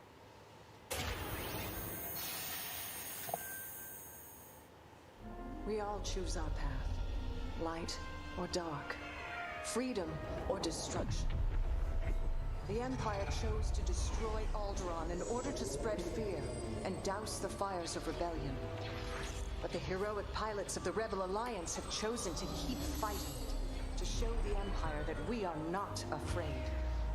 It was their bravery that ended Palpatine's reign and brought about our new republic. However, the Empire lives on, shattered though it may be. As I speak, Imperial forces are edging toward the Bormia sector, hoping to end our new republic before we find our footing. As their empire collapses, they try to tighten their grip. But the galaxy is changing, and you can be a part of it. With the help of brave and daring pilots, this war can end. Ooh, that looks like a sick-ass starfighter. Fly with the new republic. Change our galaxy for the better. Hi, I'm Suzanne Hunka, narrative producer on Star Wars Squadrons. Our single-player story is one of daring pilots and deep-seated rivalries. Take Titan Squadron, hunt down this Starhawk, and eliminate it. Gladly, Admiral Sloane. Over the course of the story, you'll fly as two pilots on opposite sides of the war. And, like all modes in Star Wars Squadrons, you'll have the option to experience every mission fully immersed in VR. Wedge Antilles, Rogue Squadron. I hear you're the reason I was able to finally get a comm through. Today, we're giving you a glimpse of an early Imperial mission behind enemy lines. One of our spies, Agent Thorne, has discovered vital intelligence on Project Starhawk. Your mission is to extract her from an orbital outpost above Hosnian Prime. Behind enemy lines, you'll have to eliminate perimeter defenses. The outpost is defenseless. When you've secured the area, you will escort the Gladius to the outpost, and our extraction team will acquire Agent Thorne. Once Thorne is secure, reach your Gozanti cruisers and return to the Overseer. Cover our escape and escort us to the jump point. We have Republic corvettes inbound. Move, Titan! This looks pretty good. What do you think, Gavin? Change course and keep Agent Thorne safe. Titan 3, take out those fighters. I mean, like, I'll handle it. I'm not gonna cry playing this game or anything, but it looks pretty decent for a Star Wars game. No time to celebrate. Most Star Wars games suck.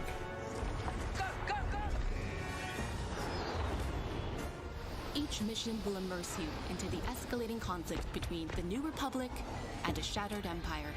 Debrief with your squad mates between missions. You're our new wingmate. Customize and master all 8 starfighters and join the galaxy's finest. I need you focused and ready to go. They finally got Hera in this. From bombing runs at the Nadiri dockyards to setting a trap in the Xavian abyss, the story of these rival squadrons will push the war to the brink and define the galaxy for years to come. I look forward to seeing you in combat October 2nd. Pilots wanted. Yeah, you have to put a fucking wanted ad for your game because it's boring. Just kidding.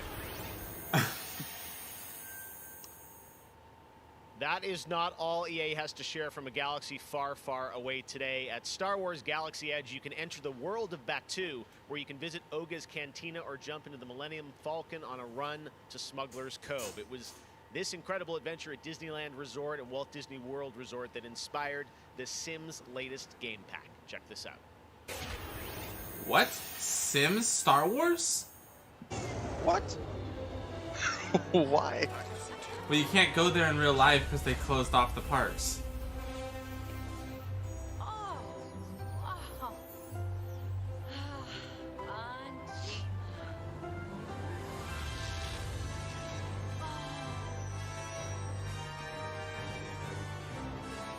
I mean,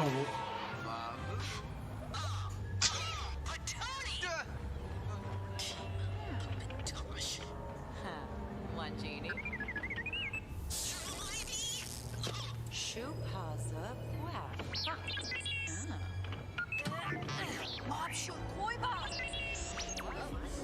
what in the? Why? Yep, Sims.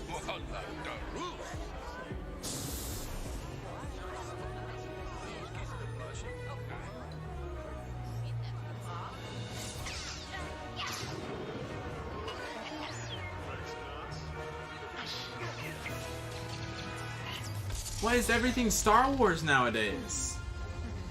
Fortnite, Sims.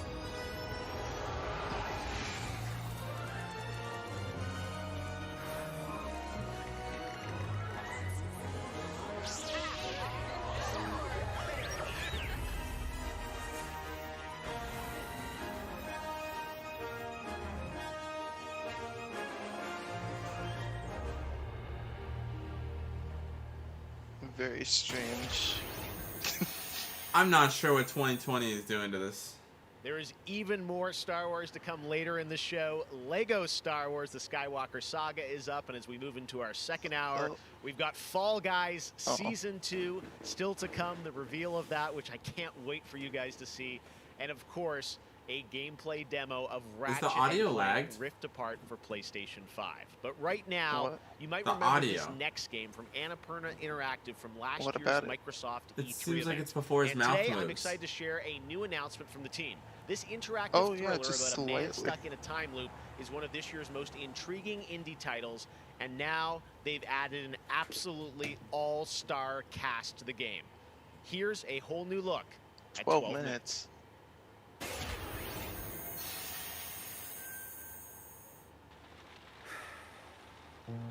All right, close your eyes.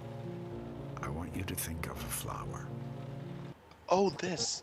Look at its colors, its colors. Now I want you to imagine it changing. I'm actually excited for this game. Returning to its bud.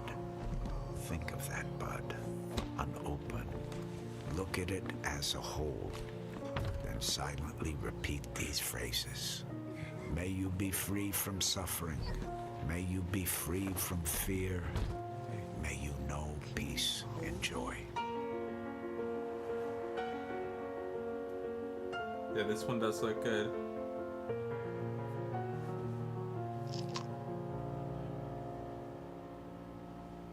Oh.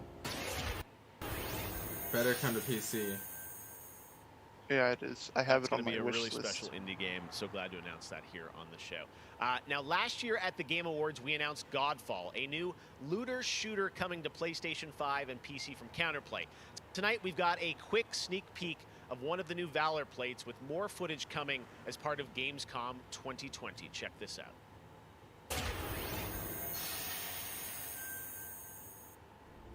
I'm not very interested in Godfall. I am. It'd be cooler if things didn't lag so much.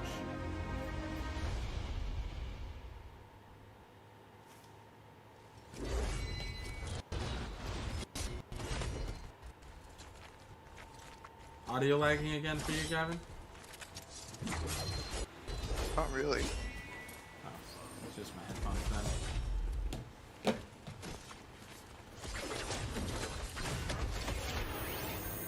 That's it? We have much more O&L to come. Exclusive looks at Lego Star Wars, the Skywalker Saga, Fall Guys Season 2. Shut up, Jeff! Until you see what the Damn. Sonic guys are up to, and so much more. But first, I'm sure you saw that earlier this week, Heart of Deimos, Warframe's newest expansion, was released on PC, Xbox, and PS4. And today, it's also on Switch, all platforms. Here's a look at the Heart of Deimos. Expand, explore, tear the veil asunder, subvert new territory to our sovereign will. But that was what it wanted too. It raged unchecked through metal, bone, flesh. Life. We are infested with it.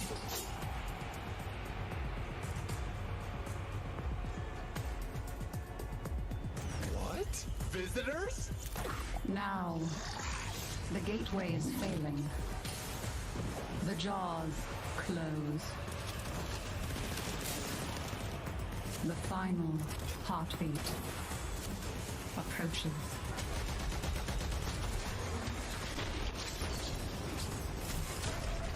I wish I liked Warframe. Turning it off and on again. But before we fall, we shall scream. There is one who will hear the heart of Deimos.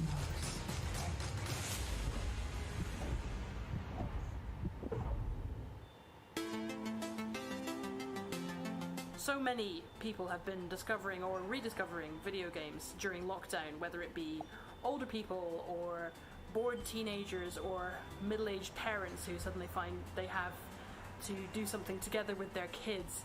And I think I've given out more advice about video games in 2020 than any other time ever, and as a result it's more important than ever that we keep making different, interesting things for folk to play. A pandemia pela qual a gente está passando tem sido período difícil a todos. Então, nesse momento, eu acho que a gente precisa lembrar de mostrar mais empatia, demonstrar mais amor, mais carinho e saber que a gente vai sair dessa juntos. Vai ser difícil, mas isso tudo vai passar. I hope everybody gets healthy and safely through this corona virus time. Care about other people and wear your masks. Jogos são, na minha opinião pessoal, a forma de arte mais incrível de se expressar. Eles englobam tudo: música, arte, escrita. They actually make you você weaker! tem a chance de controlar e vivenciar essas experiências você mesmo. É mágico, é maravilhoso. Jogos são por amor.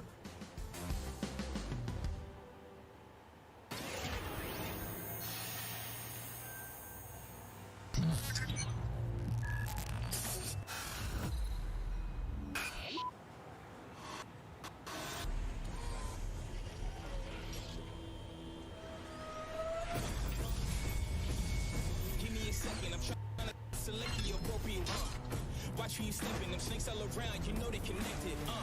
When I was a kid, my grandmama told me I can't go to heaven, so I stopped praying and asking for blessings and started preparing for my Armageddon. Got nothing to lose, I'm all in.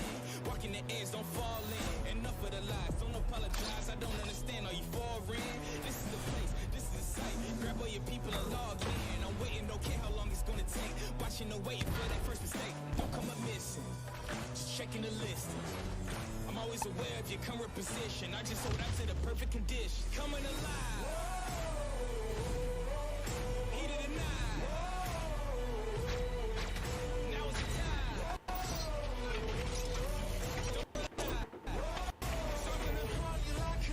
Coming alive.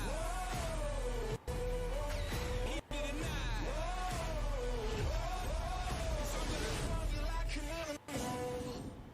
That looks alright.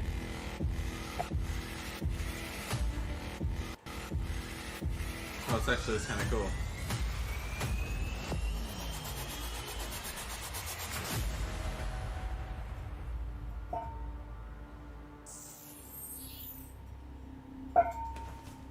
Ignore the background noise of the fucking bunny.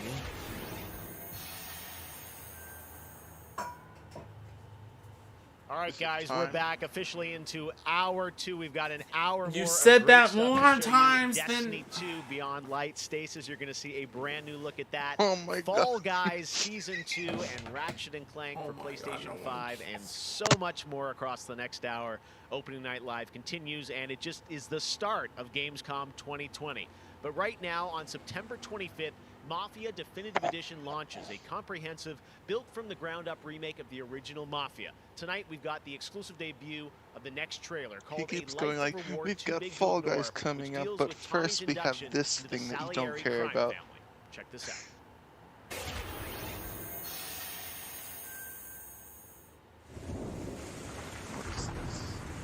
All these guys in this room, they're here because they have the only thing that matters to me.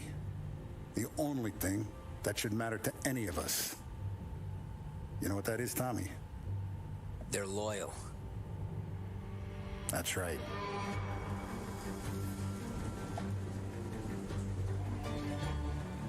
One day you're busting your back, doing an honest day's work in a city that's been trying to scrape you off its heels since the day you stepped off the boat. And the next you're stuffing your pockets full of Salieri's dirty money. Go get him, Tommy! Teach these boys a lesson. Break every bone in their bodies. You want me to become one of those Wall Street boys? Don't sass me, Tommy. I'm trying to teach you the ropes, so you don't get strangled by them. Now you stay straight with me, you're gonna be living the high life, Tom. You abuse my trust. Don Salieri, you won't ever need to worry about me. Okay, then. Welcome to the family.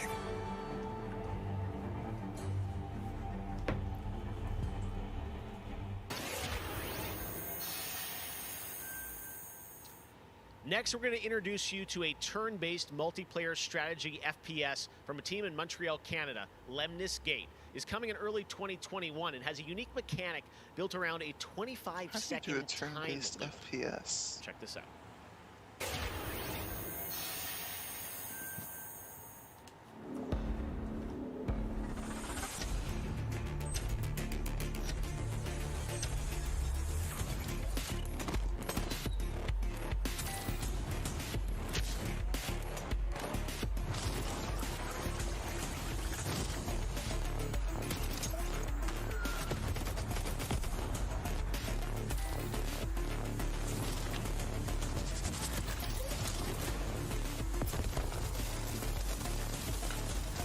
I don't understand. I don't like this. This looks interesting though. No, this looks horrible. I don't understand how it works. Does someone move and then the next person kills them? I don't know.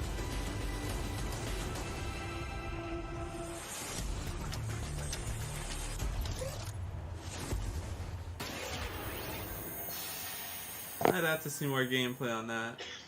Next spring, get ready to experience memorable moments and non-stop action from all 9 Star Wars films in LEGO Star Wars: The Skywalker Saga. The entire series has been reimagined with new, fun-filled LEGO humor, and now we've got your first look at the gameplay trailer. But did we ask for this? No. I want to learn the ways of the Force and become a Jedi like my father.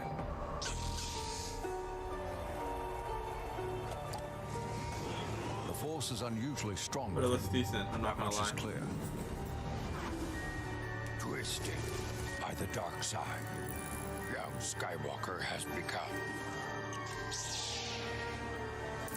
Help me, Obi-Wan Kenobi. You're my only hope. That boy is our last hope. No, there is another. I'm from the Resistance. Your sister Leia sent me. We need your help. I wasn't gonna have like all of them. Yeah, and that's what 9 means, all 9. Because I know the first 6 came out and the 7th one came out. But yeah. The Force will be with you always.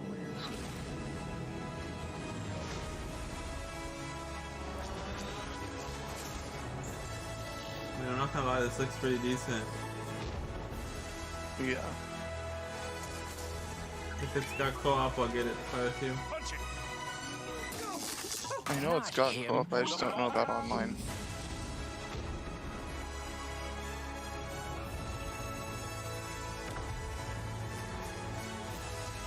Young Yoda?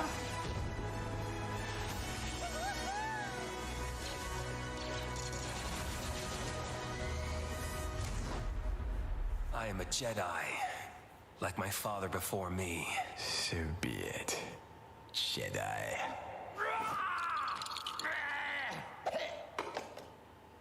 Huh?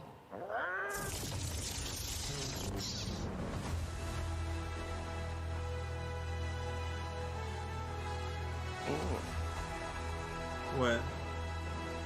PS5.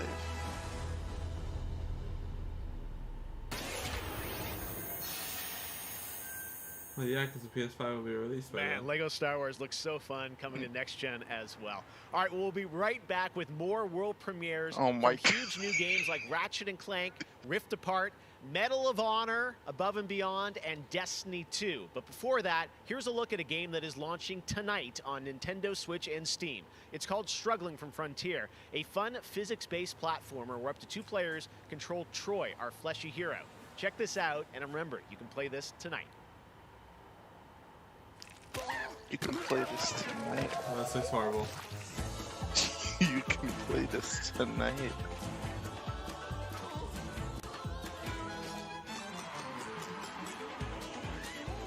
This looks absolutely horrible.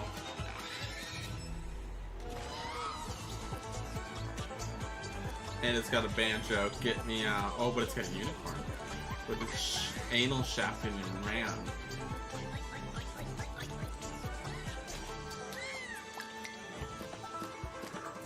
What?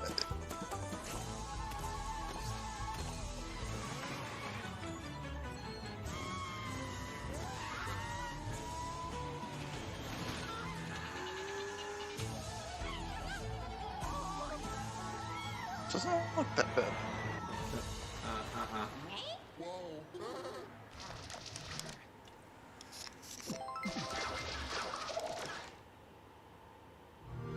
Red Bull does not give you wings.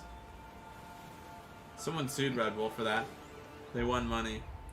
False advertisement. God, this is another mobile phone game. Probably. YouTube is not responding. I am aware.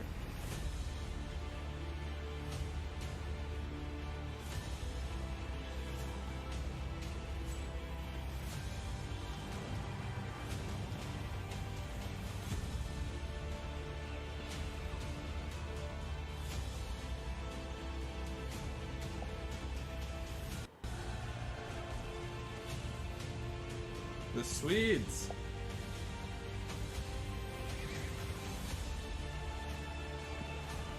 Have you watched Umbrella Academy, Gavin? Not yet. Oh my god.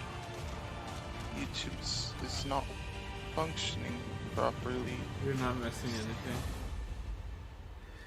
Yeah. Then we might be out of sync now because I closed out. Hang on, I'm getting back to it.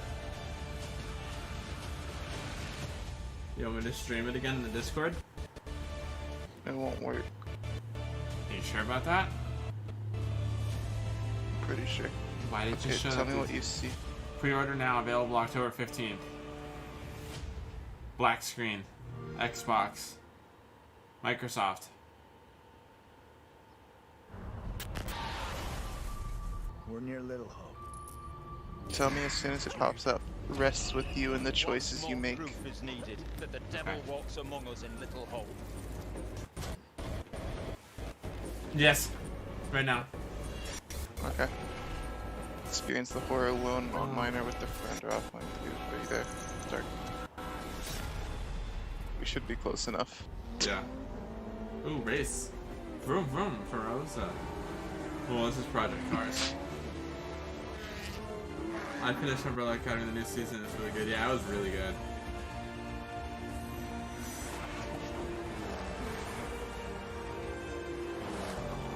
I started watching and then after like 5-10 minutes I just got bored of it, but I might try it again. Season 1 or Season 2? 1. Season 1's a lot. It takes a while to get going. I gotta say, Yeah. the game that It's a I've lot given less. the most hours to, that I love going Get back to the to, first is episode Assassin's or Creed 2. Odyssey. Not to say, You'll since enjoy it more. Origins came out, this new reboot of Assassin's Creed, so to speak. That was my first time getting into it, and I have put almost 400 hours into Assassin's Creed Odyssey. Have At you the seen moment, the I new enjoy to Fortnite play season? Fall Guys Is with it my all friends. Marvel? It's very funny, easy to Yeah. learn, but hard to master. Yeah, I'm good on I have a that. few games that I binge play, games that I return to every year. Halo, the entire Master Chief Collection, is really a big one for me where that's concerned. But I also still just casually binge Animal Crossing, and I've been doing that basically all year. I haven't put down Animal Crossing since I downloaded it. I find the daily repetitive rhythm so soothing and predictable. Although, much like my house, my island is still a complete tip. Complete tip. I didn't Up next, we have the award for Best Microsoft Xbox Game. And the winner is Tell Me Why. Congratulations to It's Donut not even Entertainment. out. Well, Yeah, it is. after a It big came out day of Gamescom events already. and announcements, Did we'll it? be happy Yeah. to know that IGN is going to help you digest If it all did, the it was like info with yesterday. the Gamescom Daily Show. Where Yeah. you can get all the daily highlights and a late night show experience from gamers for gamers. Back to you, Jeff. Thank you very much, Sid. And If by he the way, says it congratulations again. to Don't Nod for Tell Me Why, a really important game that is out now that you can play on Xbox and Game Pass. Important? And, as we know, there's a lot going on in the world, and that goes beyond the pandemic. Between social conflicts we're seeing in the news and acts of nature, we can see how vulnerable we as people can sometimes be. And now I think it's as important time as ever to remember to come together and support one another. We are a global gaming community. There are millions of people watching tonight, and I know we're all here because we love games and we know that games are good in the world and can bring us together, and I think we've all felt that in 2020. So I think that's really important to remember amongst all the games and trailers. All right, well, one way as a community we can come together to do some good is the Gamescom Forest. Gamescom has launched a reforestation project by planting a Gamescom forest together with the community. Gamers worldwide can go to gamescom.global and donate to plant more trees. So let's plant a forest together. All right, well, now we're going to move on to another game, and this one was announced back in May. Chorus is a dark space combat shooter where players take control of Nara on a quest to destroy the dark cult that created her, featuring rich, ray-traced 4K 60 FPS environments on next-gen hardware. Here is the first look at gameplay from Chorus.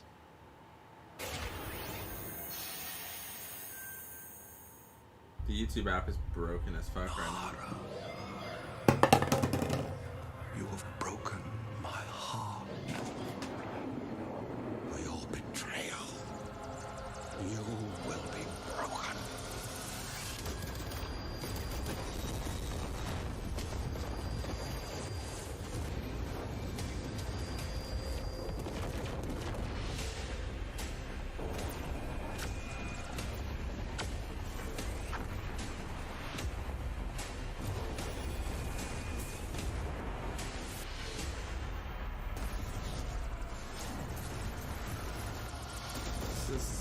Space shooter?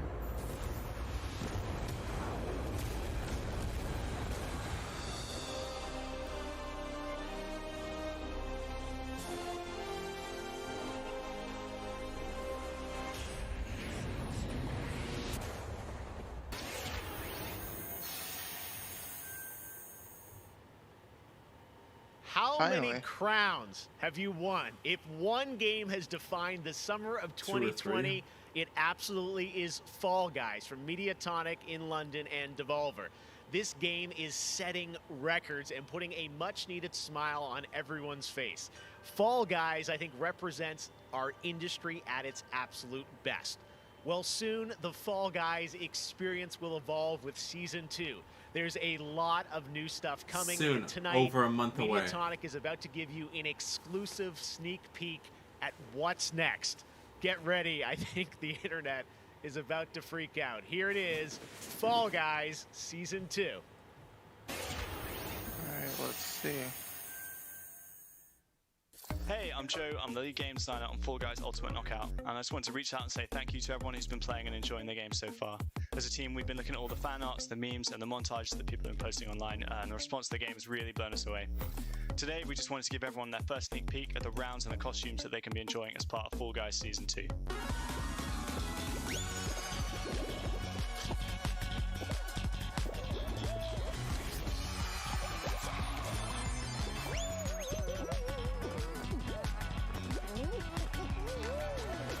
In Season 2, you'll be dressing your Fall Guy as a medieval hero and competing across brand new rounds inspired by epic quests from the Middle Ages. Traverse giant drawbridges, dodge swinging axes, and scale movable siege ramps in the quest for ultimate game show glory.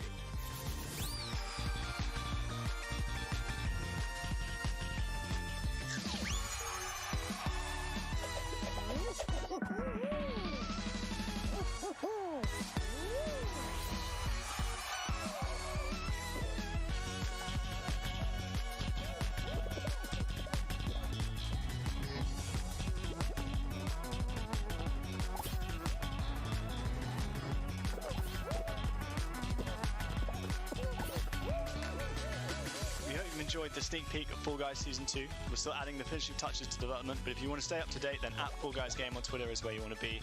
See you on the start line.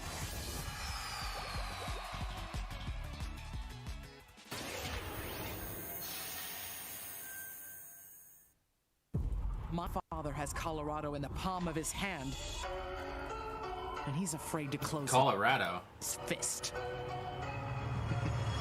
I am not.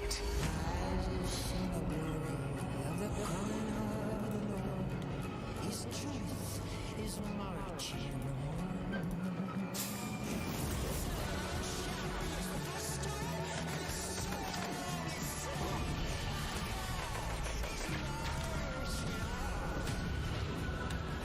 Liberty's got more brains and cunning than both her brothers put together.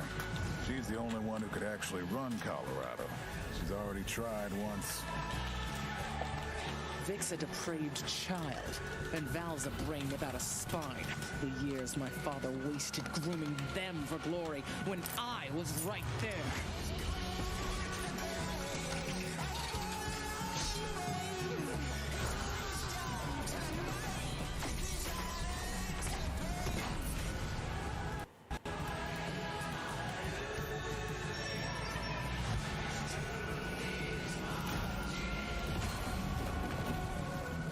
To Arizona, Rangers, and I'll pretend none of this happened. Stay, and you die alone. I'm not impressed with this Gamescom. No. I really haven't found Like Fall Guys Season 2 looks cool, but like you said, it's like over a month away. Yeah. Before couldn't be higher. Com certeza, jogos multiplayer preenchem I don't even know completamente why a they're conexão showing it social this soon. que eu preciso ter com outras pessoas nesses tempos de isolamento. E é o mais próximo que a gente pode ter de experiências reais. We're not even halfway through Season 1. You get to travel all over the world in games, which is something I've always taken for granted. At the moment I'm playing Ghost of Tsushima, and you know, I kind of prefer it to the real Japan just because I've heard that in real life they don't let you run around with katanas. I appreciate games a lot more than films, music, or whatever, and it's just fine for me to have the time to play with friends or even with my family, to have a lot of fun. I've been mostly at home with small children, and gaming is the only thing that I get to do for myself anymore. I find it's not only an escape, it's also a way to challenge my brain. Gaming is becoming clearly more important for a lot of people. You know, play is a natural instinct, and from Animal Crossing to The Last of Us Part 2 or Ori, yes, it's definitely an incredible time now to be a gamer, yes.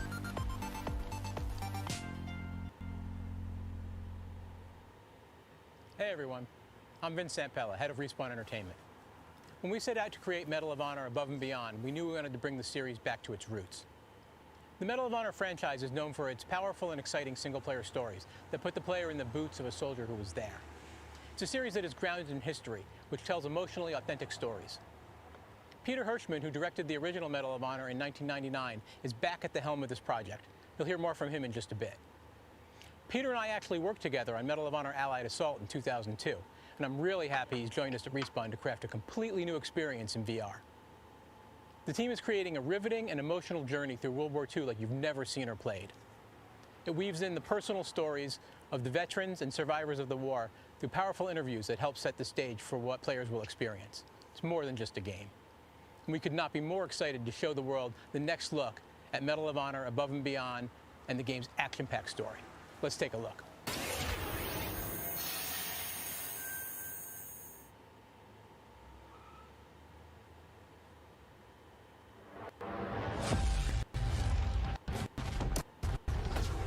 I know this is the first time some of you will see combat. I know you're scared. Let me be clear with all of you. I'm scared too.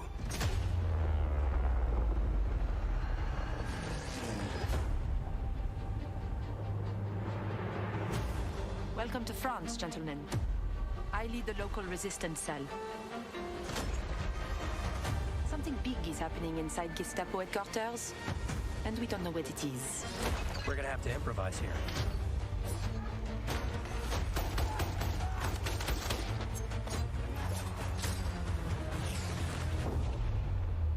Members of the resistance are perhaps the bravest people fighting in this war. But you really should stop. There is no future in it. Sorry to interrupt, Lieutenant.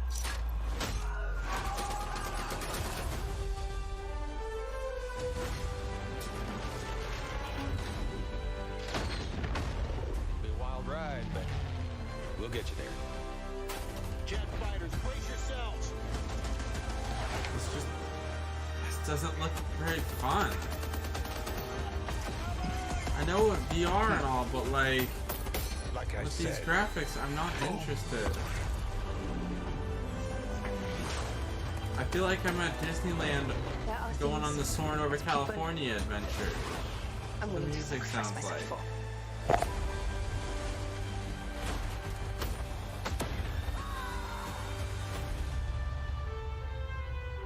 somehow this motley crew has been tasked with saving civilization.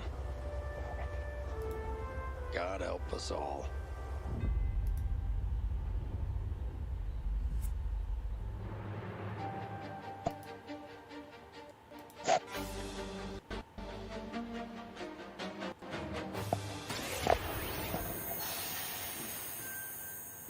Thank you so much, Vince. That looks incredible. And now we're here with Respawn Entertainment's Peter Hirschman, game director on Medal of Honor Above and Beyond, to talk more about their new VR experience. Peter, I gotta say, the trailer really grabbed me. Such an incredible story that you're telling to. Tell us a bit about this single-player experience. What can we expect? Well, Jeff, thank you for having us on the show. I'm representing a whole team back at Respawn that's been working really hard on this, and it's so exciting to premiere the trailer with you. Medal, going back to its roots, was always about putting the player in the boots of a soldier fighting in World War II. And with VR, we're able to do that in almost a literal way. It's definitely the most immersive experience, most immersive combat experience I've ever been able to work on. And the story follows you as a player being recruited into the Office of Strategic Services, commonly known as the OSS. And their mission was sabotage, espionage, search and rescue, everything in between. You name it, they did it. And they're known by a different set of initials now, the CIA. But during World War II, they sent operatives all over Europe, deep behind enemy lines. And that allows us to tell a story where you get to go to these places and locations and participate in events that really helped shape the outcome of the war. One of the things I love about the trailer is you can tell there's a lot of interactivity in the environment, emergent game player. You got the piano and other things in there. Tell us a bit about how you're using that to tell the story. It seems like it's all kind of through a first-person perspective, but there are some story sequences. How do you tell the story? Oh, well, we shot over 120 pages of narrative. Which is more than some feature films. We had a huge international cast of phenomenal actors, and it was fantastic. And the story follows a classic three-act structure. Act one is working with the French resistance, getting ready for the invasion. Act two is D-Day itself and the fight to get to Berlin. And then the third act is dealing with the Nazi secret weapon program, which involved things like the 262 jet and the V2 rocket and things that could have really turned the tide of the war if we hadn't stopped them. So you get to go on this journey, this story. And the story is shot all from your perspective. Because it's VR, your head is the camera. We don't have cutscenes, we don't have edits. Everything revolves around your perspective. So you experience this story completely in first person as if you are there. So it creates a much more intimate and emotional connection with the characters and the things going on around you. It was an incredible way to shoot. One of our animators stood in for the player throughout the 3 weeks that we were on stage. And all the actors are always reacting and talking to you directly. And in VR, it's such a powerful thing. It's all about building that emotional connection, and it just makes the experience all the more authentic. Well, you and Vince, I know this series is really close to your heart, and I'm like, wow, there's so much there to experience. It looks really rich and detailed, obviously authentic as well. Paying tribute to everyone that was involved in the war. I wanted to ask you also about multiplayer, which is something that Respawn is really known for, and you've had a great single player experience, but I hear you might also be doing MP too? Oh, well, yeah. I mean, the thing about VR is that, you know, I've spent we've known each other a long time. You so much of your career trying to map natural human movements to a controller, and just figuring out, like, making it feel good. And one of the hardest ones is leaning. And in VR, you know how you duck? You just duck. And how you lean in VR, you just lean. And so the ability to lean around a corner, just kind of peek around the corner and see where the bad guy is just, it heightens the tension so much. It makes it feel all the more real. And when you put that into a multiplayer experience, it just raises it to a whole nother level. So we are shipping, in addition to the campaign, we are shipping a full suite of VR modes, including a few that you can only do in VR. And we're really excited about people playing those, after it comes out. Wow, well, definitely a full-blown VR experience. I gotta say, I'm really excited to put the headset on and try this, and it's coming out later this year, right?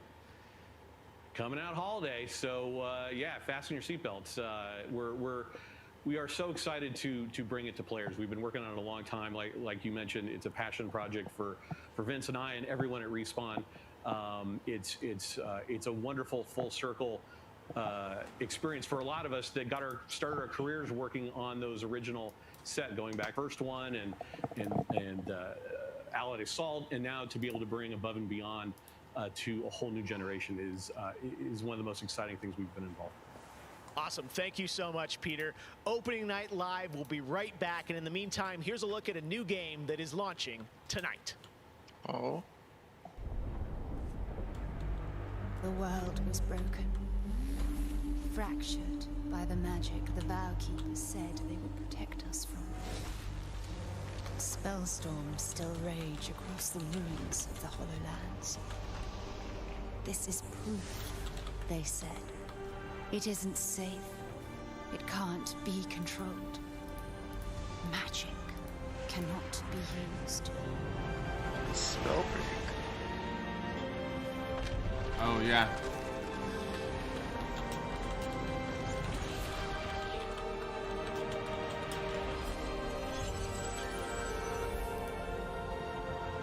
But I am a battle mage.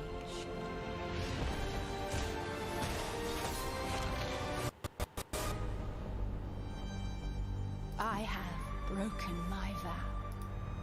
And now I fight to break free.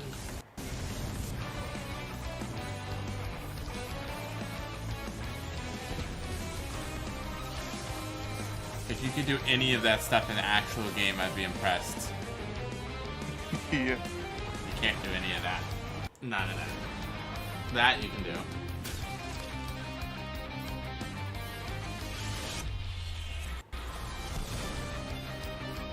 Can you do that? Some of those things, yes.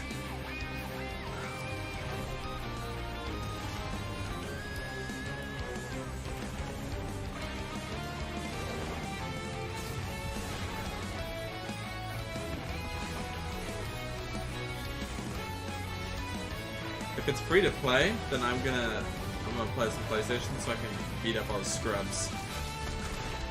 Me too.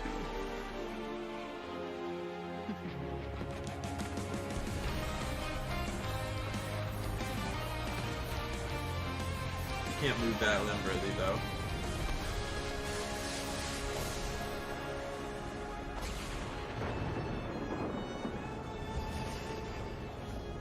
Oh.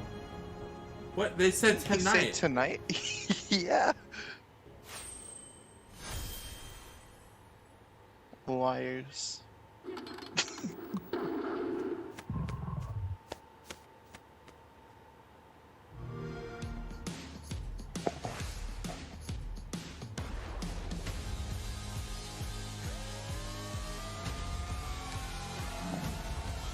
You didn't even show half those trailers. Oh, Xbox Game Pass.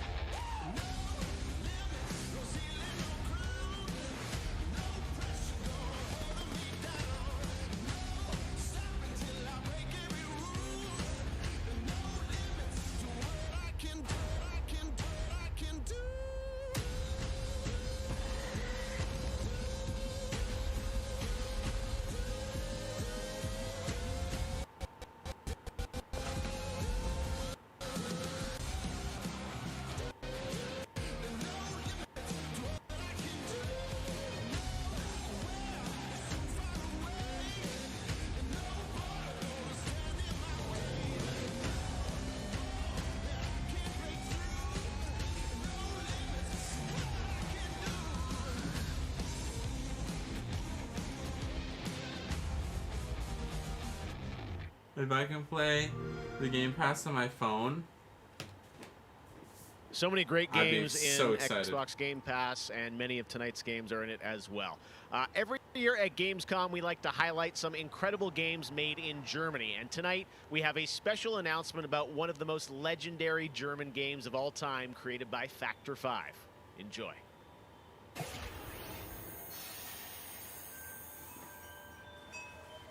最初タリカンの音楽を聴いた時に曲が素晴らしいだけじゃなくてアミガのサウンドそのものも素晴らしいと思いました。日本じゃ本当に聞いたことがなかった音楽でした。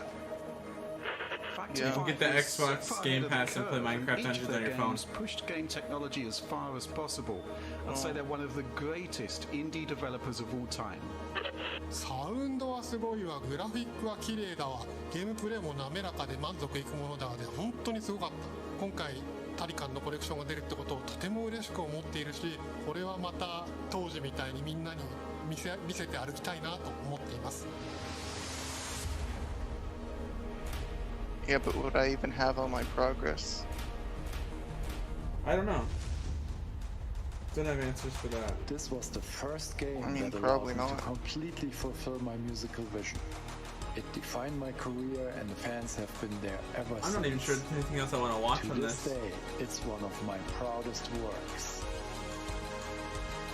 There could be something interesting.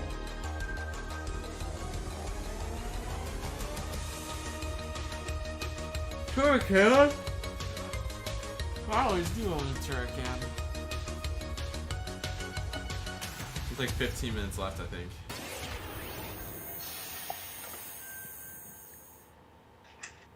In June, Bungie revealed a new era of Destiny 2 that starts on November 10th with Beyond Light. For the first time ever, Guardians will add a new elemental power to their arsenal, the dark power of Stasis. With Stasis, players will take on the powers of darkness to control and dominate the battle. Here's an all-new look at Stasis from Destiny 2 Beyond Light.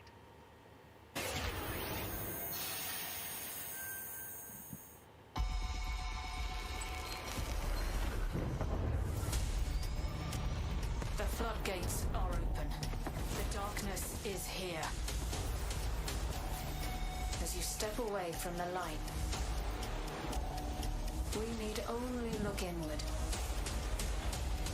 Focus your power. Let it grow. I gotta go. Oh, okay. Our fight is far from over. Bye. Bye.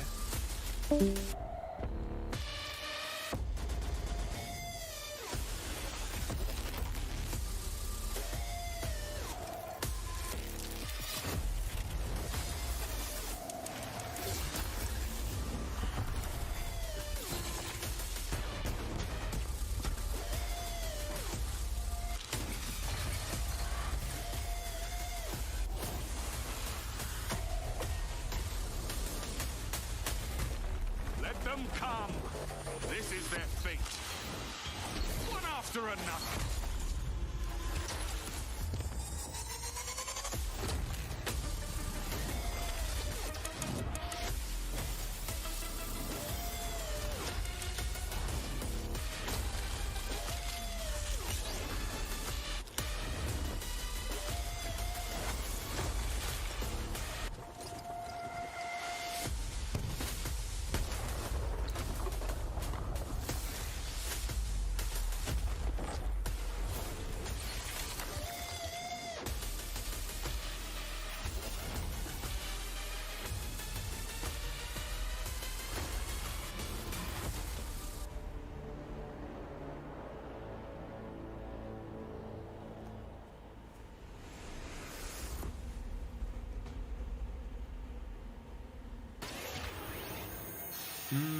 Looks good, but I don't play Destiny. I have one more award to give out tonight, and that is Best Sony PlayStation Game. So, without further ado, the winner is Cyberpunk 2077. Congratulations. Of course, there are even more awards than the ones I announced tonight. So check out the Gamescom Awards user voting, where you can vote for your favorite streamer, Gamescom's Most Wanted, and Best of Gamescom. The winners will be revealed at Gamescom Best of Show, along with cool cosplayers, esports, and more. So tune in on Sunday, August 30th at 8 p.m. Central European Time to see the grand finale of this year's Gamescom, where we give gamers the stage. That's it for me tonight, but before I turn it back to Jeff, I just want to say that I hope everyone out there is staying safe and healthy. We're all in this together, so take care. Back to you, Jeff.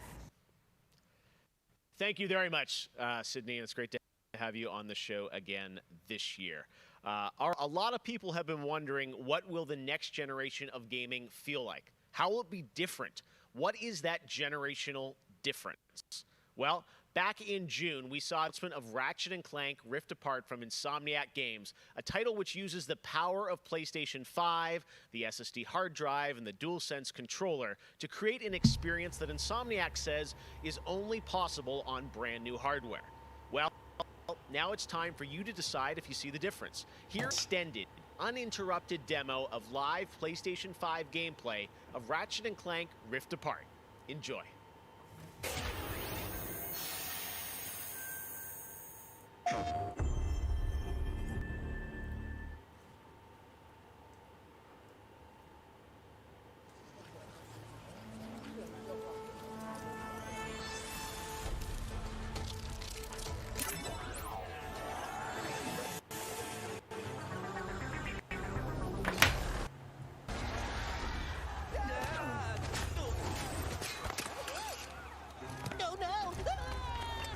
We're back.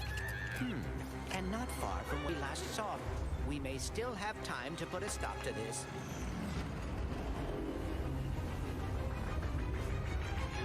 Hey, I think I found the Wombat! Oh dear.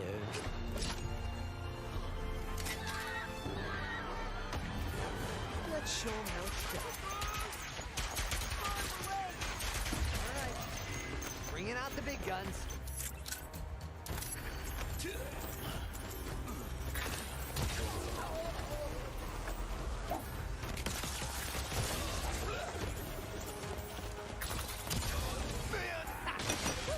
Feels good to be back in action.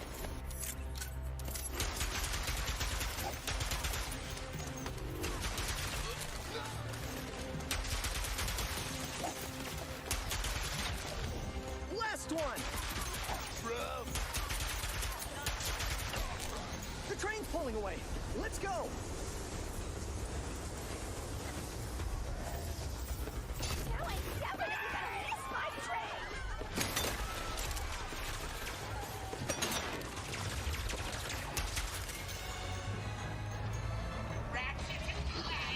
I've been looking everywhere for you. Put down the Dimensionator, Nefarious. Put down the Dimensionator. Yeah, right. Hey, finally be free of the both of you.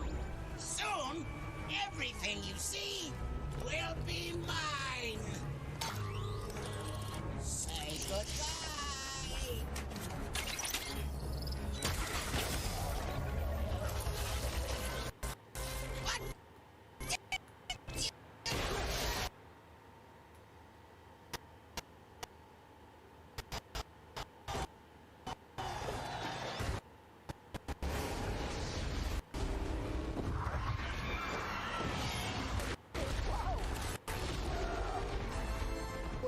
This device seems to utilize reality. Shot! There has to be another way across.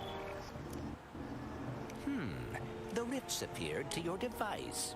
Trying it at one of them.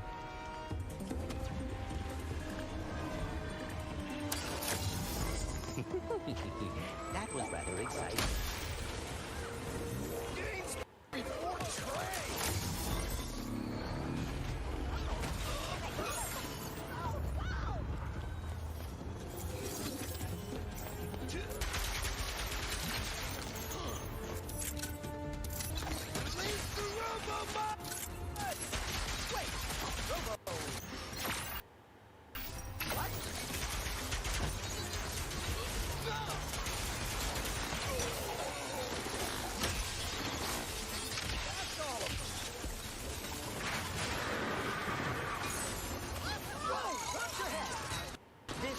Than I had imagined.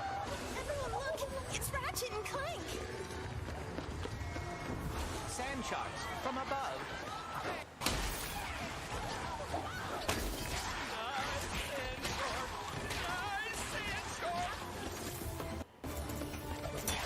My heroes! I knew you'd come. Might as What's that? A kraken? Or at least a very large octopus.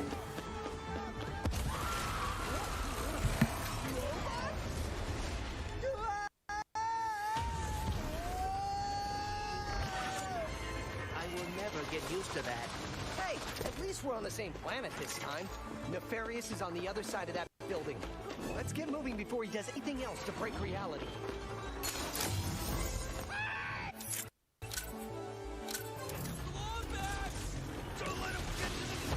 Did Dr. Nefarious really resurface after all these just to try and take over the universe again?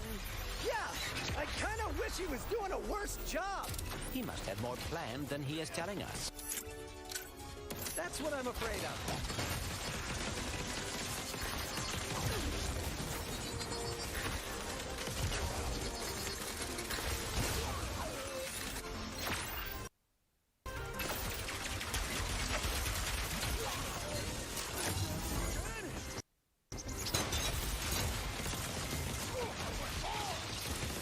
Can't wait to see what's new.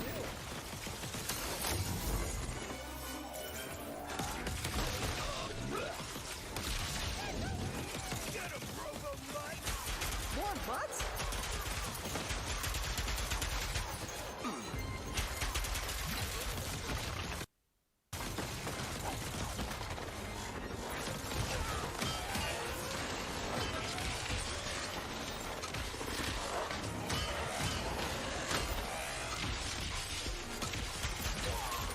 That's all of them. We have to get the Dimensionator away from Nefarious. Oh, no, not right now. Whoa! The dimensions are weakening considerably.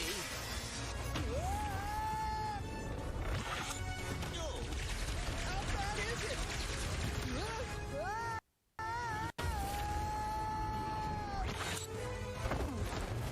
Well, it is certainly not good. Great!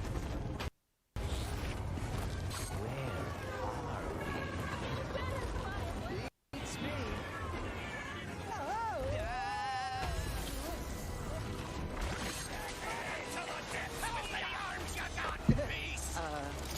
We've been poorly! Get off me! I'll freak Frank!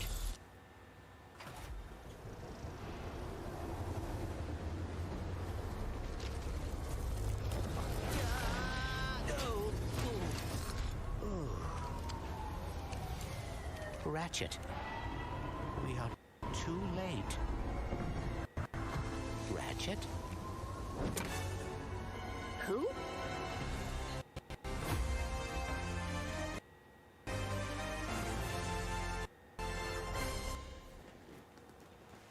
PlayStation.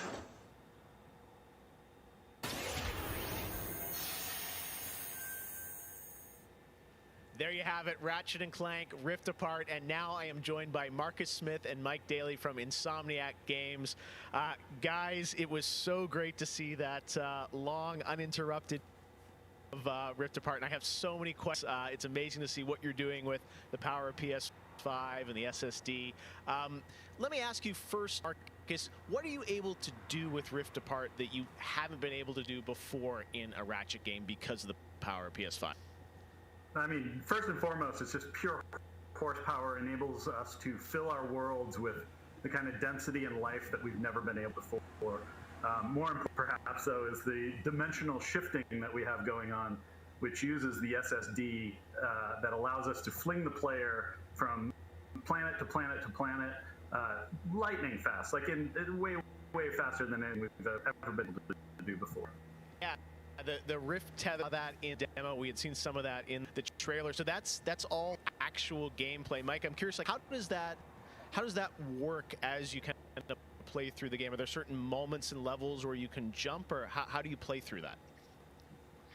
in the game, there is dimensional damage spread throughout the galaxy that Ratchet and Clank have to find a way to fix. And you can find these weak points in space-time that you can pull to you with your rift tether. It's like being able to lasso a portal. And that enables you to basically like warp across the world to find new places to discover or gain a tactical advantage. Wow, I got to say, like when you sit and you imagine the jumping from multiple worlds at instantaneously almost, and it sounds like there's no load screens throughout the entire game. That's right. We're going seamless. That's right. Yep. Wow. All right. You bite. So confident, both of you say it. I like it. Now, let me ask you about DualSense. That's something that is a big part of PS5. I've had a chance hands-on with the controller, with the adaptive triggers and the haptics. How are you using that to sort of impact the gameplay of Rift Apart?